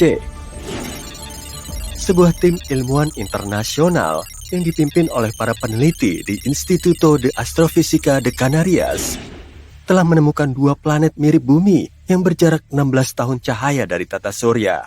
Keduanya mengitari bintang Katai Merah bernama GJ1002.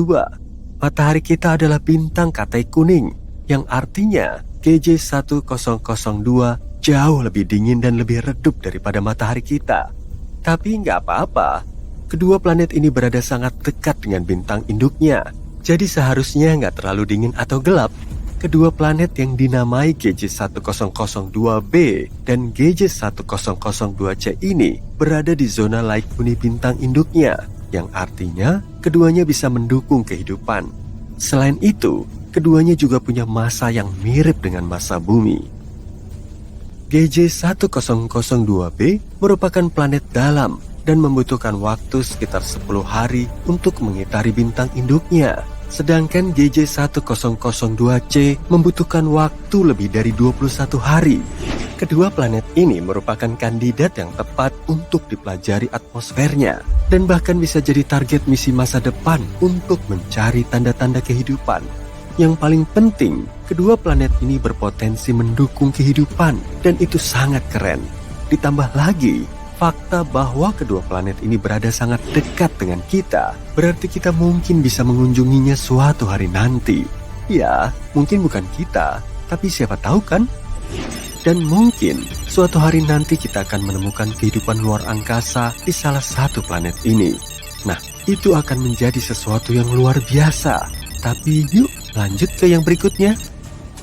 Kepler 1649c. Kepler 1649c yang juga dikenal sebagai eksoplanet yang hilang ditemukan kembali pada 2022 oleh para ilmuwan dengan menggunakan data dari wahana antariksa Kepler milik NASA. Eksoplanet ini terletak sekitar 300 tahun cahaya dari bumi dan mengorbit bintang kecil yang dingin bernama Kepler 1649. Ukurannya hampir sama dengan bumi. Dan sama seperti planet-planet sebelumnya, planet ini berada di zona laik huni bintangnya. Awalnya, data tentang planet ini dibuang begitu saja. Sebuah program komputer khusus bernama RoboVetor yang ditulis untuk menyaring volume data Kepler secara otomatis memberi label positif palsu pada kandidat ini. Dengan kata lain, program ini mengira kalau ada kesalahan atau gangguan. Untungnya, para peneliti memeriksa ulang hal-hal seperti itu. Dan ketika memeriksa ulang data, mereka berhasil menyelamatkan Kepler 1649c yang malang. Sekarang kita tahu kalau planet ini adalah planet kebumian, sama seperti bumi. Dan kalau memang mengandung air, mungkin saja ada kehidupan di sana. Tapi jangan berkemas dulu. Masih banyak hal yang belum diketahui tentang Kepler 1649c. Misalnya, kita belum tahu seperti apa atmosfernya atau seperti apa permukaannya. Bisa jadi planet ini terkunci secara tidal, seperti halnya LP8909c. Hal itu nggak menyenangkan. Karena itu, Kepler 1649c layak untuk diteliti lebih lanjut. Mungkin planet ini bisa jadi tempat yang cocok untuk kita jadikan tempat berlibur di masa depan. Jangan lupa bawa tabir surya yang banyak ya. Karena planet ini cukup dekat dengan bintangnya dan bisa jadi sangat panas. Kepler 1638b, eksoplanet ini terletak sekitar 5.000 tahun cahaya dari bumi di rasi bintang Cygnus. Planet ini juga berada di zona laik huni bintang induknya. Planet ini ditemukan pada 2020 oleh wahana Kepler melalui proses yang disebut transit. Wahana ini pada dasarnya mengambil sekumpulan foto bintang pada waktu yang berbeda. Setelah itu, program menganalisis foto-foto tersebut dan mencari bintik-bintik dan titik-titik kecil pada foto tersebut. Perubahan kecil pada kecerahan ini bisa jadi menandakan kalau ada planet yang sedang melintas di dekat bintang.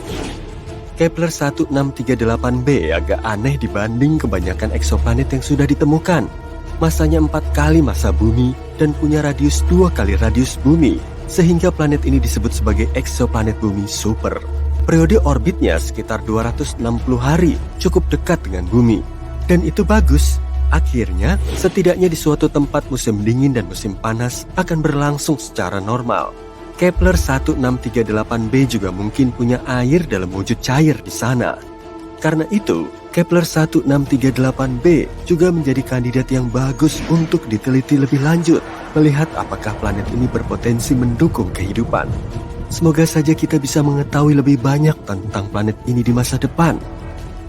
Dan akhirnya, yang terakhir, Kepler 438b. Kepler Siap buat menguji pengetahuan kamu? Pastinya, kamu bakal dapat 1 poin tiap menjawab dengan benar. Yuk, langsung aja. Matahari berwarna kuning. Mitos bukan nih? Minta aja orang untuk ngegambar matahari, kemungkinan kamu bakal dapat lingkaran jingga atau kuning di langit. Tapi ternyata warna matahari bukan kuning. Kalau dilihat dari luar atmosfer bumi, matahari kelihatan putih. Kok bisa sih? Menurut NASA, suhu matahari lah yang bikin warnanya jadi putih. Matahari terdiri dari campuran semua warna, jadi kelihatan kayak putih di mata kita. Terus, kenapa kalau dari bumi kelihatan kuning atau jingga? Panjang gelombang berwarna, kuning atau jingga lebih panjang. Warna inilah yang terlihat oleh kita. Warna yang panjang gelombangnya pendek cuma sampai ke atmosfer. Oh iya, langit juga kelihatan biru pada siang hari karena alasan itu. Meteorit panas banget waktu jatuh ke bumi. Gimana menurut kamu, mitos atau fakta? Waktu orang-orang ngelihat bola api di sekitar meteorit, mereka pikir suhu meteorit panas banget. Padahal enggak ya, meteorit nggak langsung mendarat di bumi. Kebanyakan udah miliaran tahun berada di luar angkasa. Nah, luar angkasa itu dingin, cuma beberapa derajat di atas nol absolut. Tapi bukannya meteorit jatuh ke bumi dalam keadaan terbakar. Kok bisa? Bola api itu sebenarnya udara di depan meteorit. Udara itu mendapat tekanan karena kecepatan meteorit yang super tinggi. Sisi luarnya jadi terbakar, tapi lapisan itu mati saat mendarat di bumi. Mungkin kamu udah tahu waktu mendarat meteorit hangat, tapi nggak panas banget. Satu sisi bulan selamanya gelap. Menurutmu ini mitos atau fakta? Ini mitos. Yang bener aja nih. Tadi matahari, sekarang bulan. Jadi semuanya bohong. Waktu natap langit, kita ngelihat sisi terang bulan. Padahal matahari menyinari kedua bagian bulan sama rata saat bulan berotasi dan mengorbit bumi. Separuh bulan dalam bayangan dan separuh lagi terkena sinar matahari seperti bumi. Itu salah ya, sama kayak bumi, bulan gak punya sisi gelap permanen. Logikanya simple, bulan mengorbit bumi tapi juga berotasi pada porosnya. Makanya kita selalu melihat sisi bulan yang sama. Lubang hitam mengisap semuanya yang lewat. Mitos atau fakta? Lubang hitam punya massa dan gaya gravitasi yang terbatas. Tetap aja, gak ada yang tahu apa yang terjadi sama benda-benda yang ditarik ke sana. Tapi para ahli tahu lubang hitam gak punya super gravitasi. Bayangin gini, kalau sebesar matahari, lubang hitam itu gak langsung melahap seluruh planet. Bayangin lubang hitam kayak pengisap debu. Nah, lubang hitam itu menarik awan debu di dekatnya, tapi debu lain gak terisap. Jadi meskipun ada lubang hitam yang menggantikan matahari, semua planet bakal terus mengorbit seperti sebelumnya. Planet-planet gak akan masuk ke lubang hitam, gravitasi lubang hitam baru akan berpengaruh kalau bintang atau benda lain ada di dalam jangkauannya. Waktu kita nelpon, sinyal akan memantul dari satelit. Mitos atau fakta? Mitos, lebih tepatnya cuma kabar dari mulut ke mulut dan miskonsepsi. Maksudnya ada beberapa telepon satelit, tapi orang biasa kayak kita jarang pakai itu meskipun ponsel berfungsi dengan cara yang jauh berbeda. Waktu kita nelpon orang, menara terdekat nyambungin kamu ke orang lain yang lagi online. Makanya ada sambungan menara, jaringan besar sambungan dari menara ke menara, dan kabel tersembunyi. Bulan nggak punya gravitasi. Ada yang bisa tebak, mitos atau fakta? Ini sih cuma mitos, tanya deh ke astronot. Kalau enggak, percaya aja deh sama aku. Ada rekaman yang membuktikan bulan punya gravitasi. Tapi gravitasi bulan gak sama seperti gravitasi di bumi yang bikin apel jatuh. Gravitasi bulan cuma sekitar 1/6 gravitasi bumi. Gimana ya rasanya jalan di permukaan bulan? Pria kedua yang mendarat di bulan, Buzz Aldrin bilang, rasanya kayak gerak lambat, mungkin gak begitu beda dari trampolin, tapi tanpa per dan gak stabil. Sunset di Mars berwarna biru. Ini mitos atau fakta? Ini fakta ya, sunset tuh keren banget. Langit jadi berwarna kuning, sekarang bayangin aja warnanya menjadi biru. Menurut NASA, sunset di Mars bakal kelihatan kebiru-biruan kalau dilihat dengan mata telanjang. Tapi itu karena debu, partikel debu yang lebih dekat ke matahari terlihat berwarna biru. Ada yang namanya gempa bulan, kayaknya mitos atau fakta tuh. Fakta. Gempa juga terjadi di bulan dan namanya gempa bulan. Tapi ciri-cirinya beda dengan gempa yang ada di bumi. Sebuah planet bisa cukup panas untuk membuat batu menjadi uap. Bisa tebak mitos atau fakta? Ini fakta. Suhu di alam semesta emang tinggi banget. Ada planet yang suhunya cukup untuk melelehkan dan bahkan bikin batu jadi uap. Ukuran planet itu 2 kali ukuran bumi. Bumi super ini mirip kayak planet kita, tapi suhunya terlalu panas. Para ahli yakin di planet itu mungkin ada lautan lava dan awan yang menurunkan hujan batuan cair. 1 juta bumi bisa muat di dalam matahari. Menurutmu ini mitos atau fakta? Fakta. Meskipun cuma salah satu dari 100 miliar lebih bintang di Bima Sakti, pusat tata surya kita ini bisa memuat 1 juta bumi di dalamnya. Emang sih kelihatan kecil kalau kita lihat dari sini, tapi itu karena jaraknya yang jauh banget dari bumi. semua komet punya ekor. Mitos atau fakta?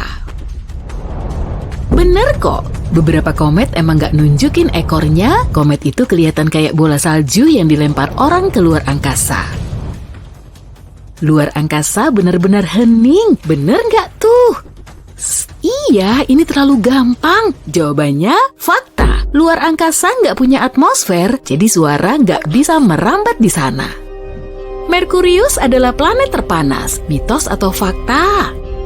Merkurius adalah planet yang paling dekat ke matahari, jadi seharusnya bener dong. Salah. Venus yang merupakan planet kedua dari matahari punya suhu terpanas di tata surya.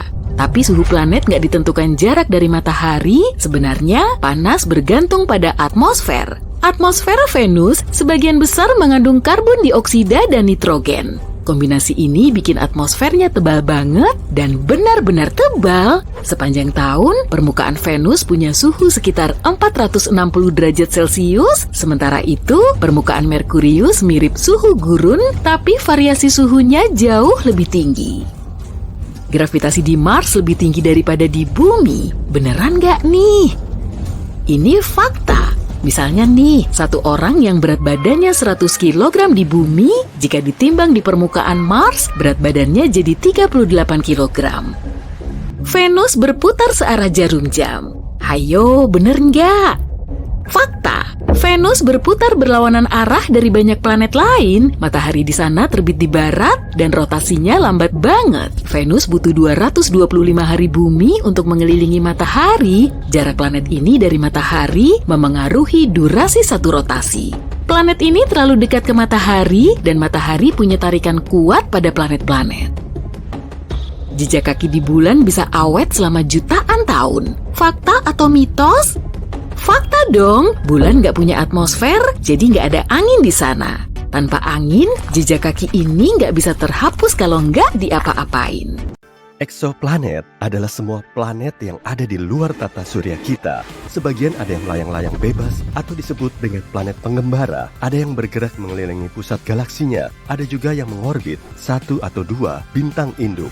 Untuk pertama kalinya, para astronom menemukan eksoplanet pada tahun 1990-an. Sejak saat itu, para ilmuwan telah menemukan ribuan planet seperti ini. Dan sekarang, kamu juga bisa mengamatinya. Oh iya, ada bocoran nih, beberapa eksoplanet kelihatan cukup aneh. Ada juga eksoplanet lain yang menyerupai bumi dan mungkin bisa mendukung terbentuknya kehidupan.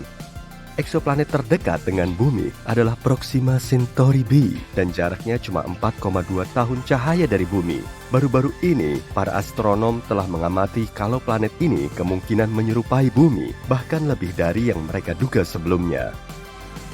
Ukurannya cuma 17% lebih berat dari planet asal kita. Planet ini mengorbit bintang yang lebih redup dan lebih ringan dari matahari. Proxima Centauri b berada di tengah zona laik huni bintang tersebut. Berarti kemungkinannya ada air berwujud cair dan mungkin di situ ada kehidupan.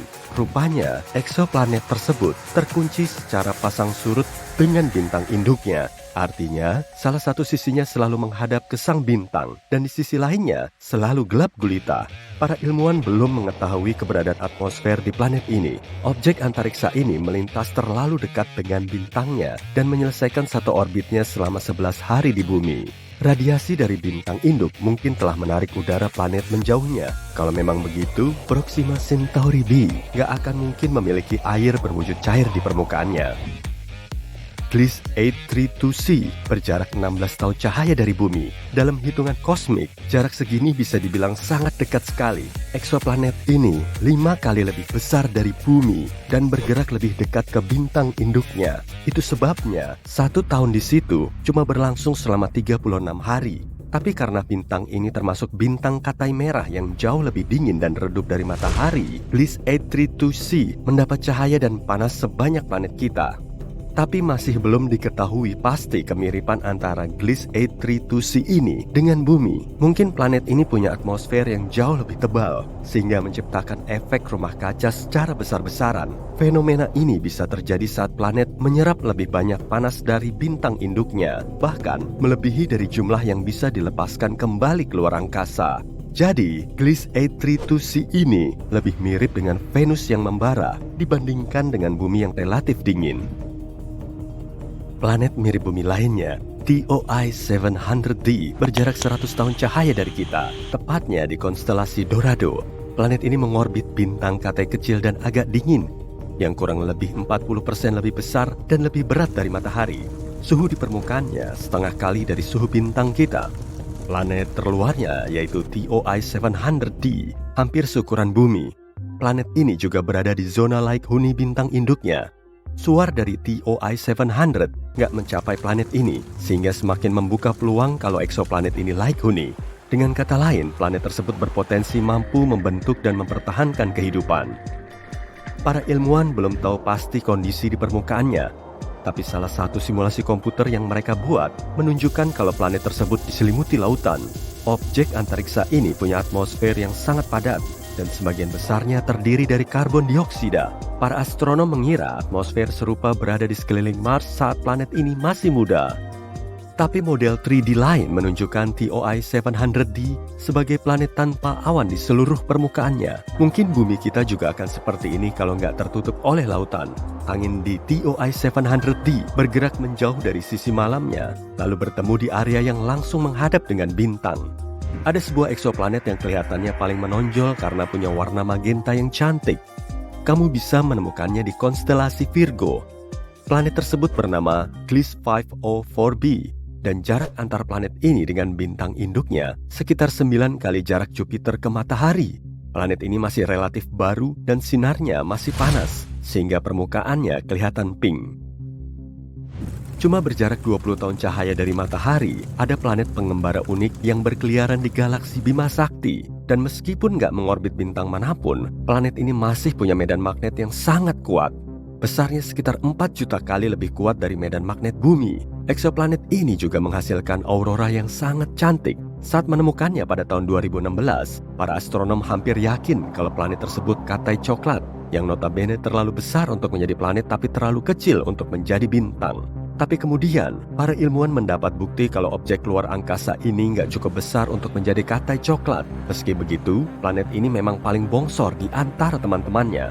Dibandingkan dengan Jupiter, planet terbesar di tata surya kita, planet Katai ini punya diameter 1,2 kali lebih besar dan bobotnya melebihi 12 kali lebih berat.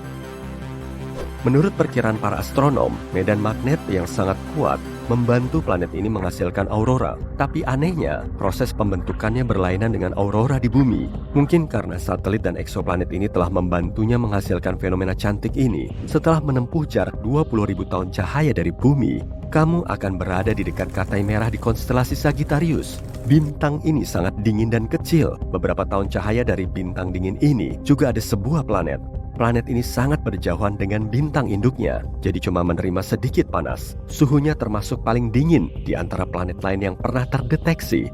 Suhu permukaan rata-ratanya kurang dari minus 218 derajat Celcius. Itu sebabnya seluruh planet tertutup lapisan es yang tebal. Kalau kamu menginjak permukaannya, kamu tidak akan melihat apapun selain gletser, dataran, dan pegunungan es. Tapi tetap saja, para astronom mengklaim kehidupan mungkin ada jauh di bawah permukaannya yang beku. Semua karena inti planet ini kemungkinan akan menghasilkan panas yang cukup untuk melelehkan sebagian es bagian dalamnya. Dalam hal ini, di planet ini mungkin ada lautan bawah permukaan yang sangat besar, bahkan mungkin dipenuhi dengan bentuk kehidupan yang aneh. Salah satu planet ekstrasurya tertua yang kita ketahui adalah TSRB 162026b. Umurnya sekitar 12,7 miliar tahun, hampir 3 kali lebih tua dari bumi yang muncul 4,5 miliar tahun yang lalu. Ini juga berarti bahwa planet Genesis terbentuk hanya sekitar 1 miliar tahun setelah Big Bang. Planet ini begitu tua dan 2 bintang induknya mampu berevolusi menjadi Katai putih dan pulsar yang menghasilkan hampir 100 putaran setiap detik. Pagi hari di planet ini pasti kelihatan sangat cantik. Eksoplanet yang satu ini pasti belum pernah kamu lihat sebelumnya. Nama lainnya adalah Super Saturnus atau Saturnus disuntik steroid. Itu karena J1407b memiliki sistem cincin kolosal. Ukurannya 600 kali lebih besar dari cincin Saturnus kita. Planet unik ini berjarak 434 tahun cahaya dari bumi dan menjadi satu-satunya planet yang kita ketahui memiliki cincin mirip Saturnus. Kalau planet J1407b ini menggantikan Saturnus di tata surya kita, cincinnya akan terlihat beberapa kali lebih besar dari bulan purnama.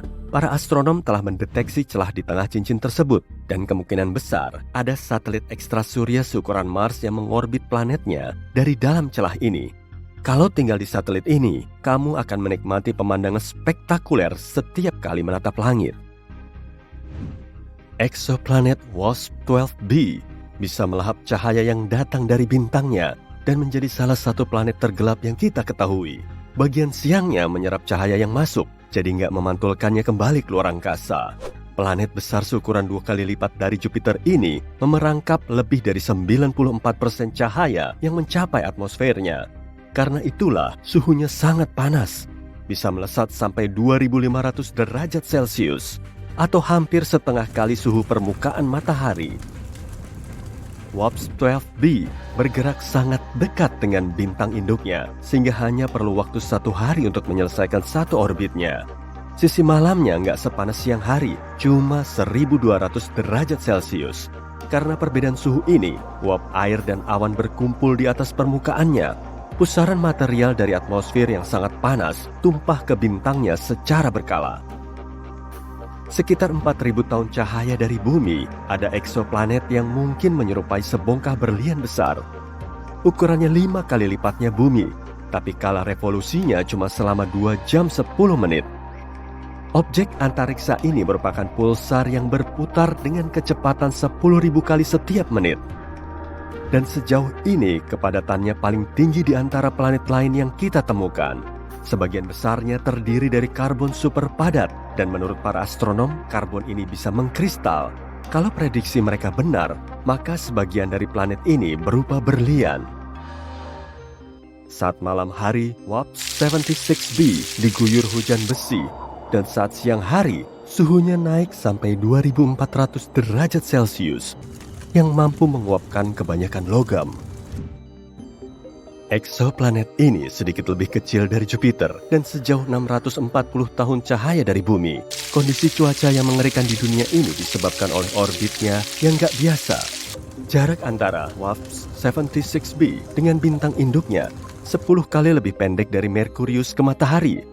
Itu sebabnya bintang dan planet besar tersebut terkunci secara pasang surut. Salah satu sisi WASP-76b selalu menghadap ke sang bintang dan sisi lainnya selalu gelap gulita.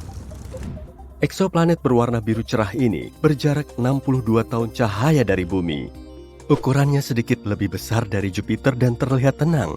Warna birunya mungkin mengingatkanmu pada bumi, tapi penampilannya ini menyembunyikan sifat menakutkan. Rona indahnya dihasilkan dari atom dan partikel silikat yang membentuk atmosfer.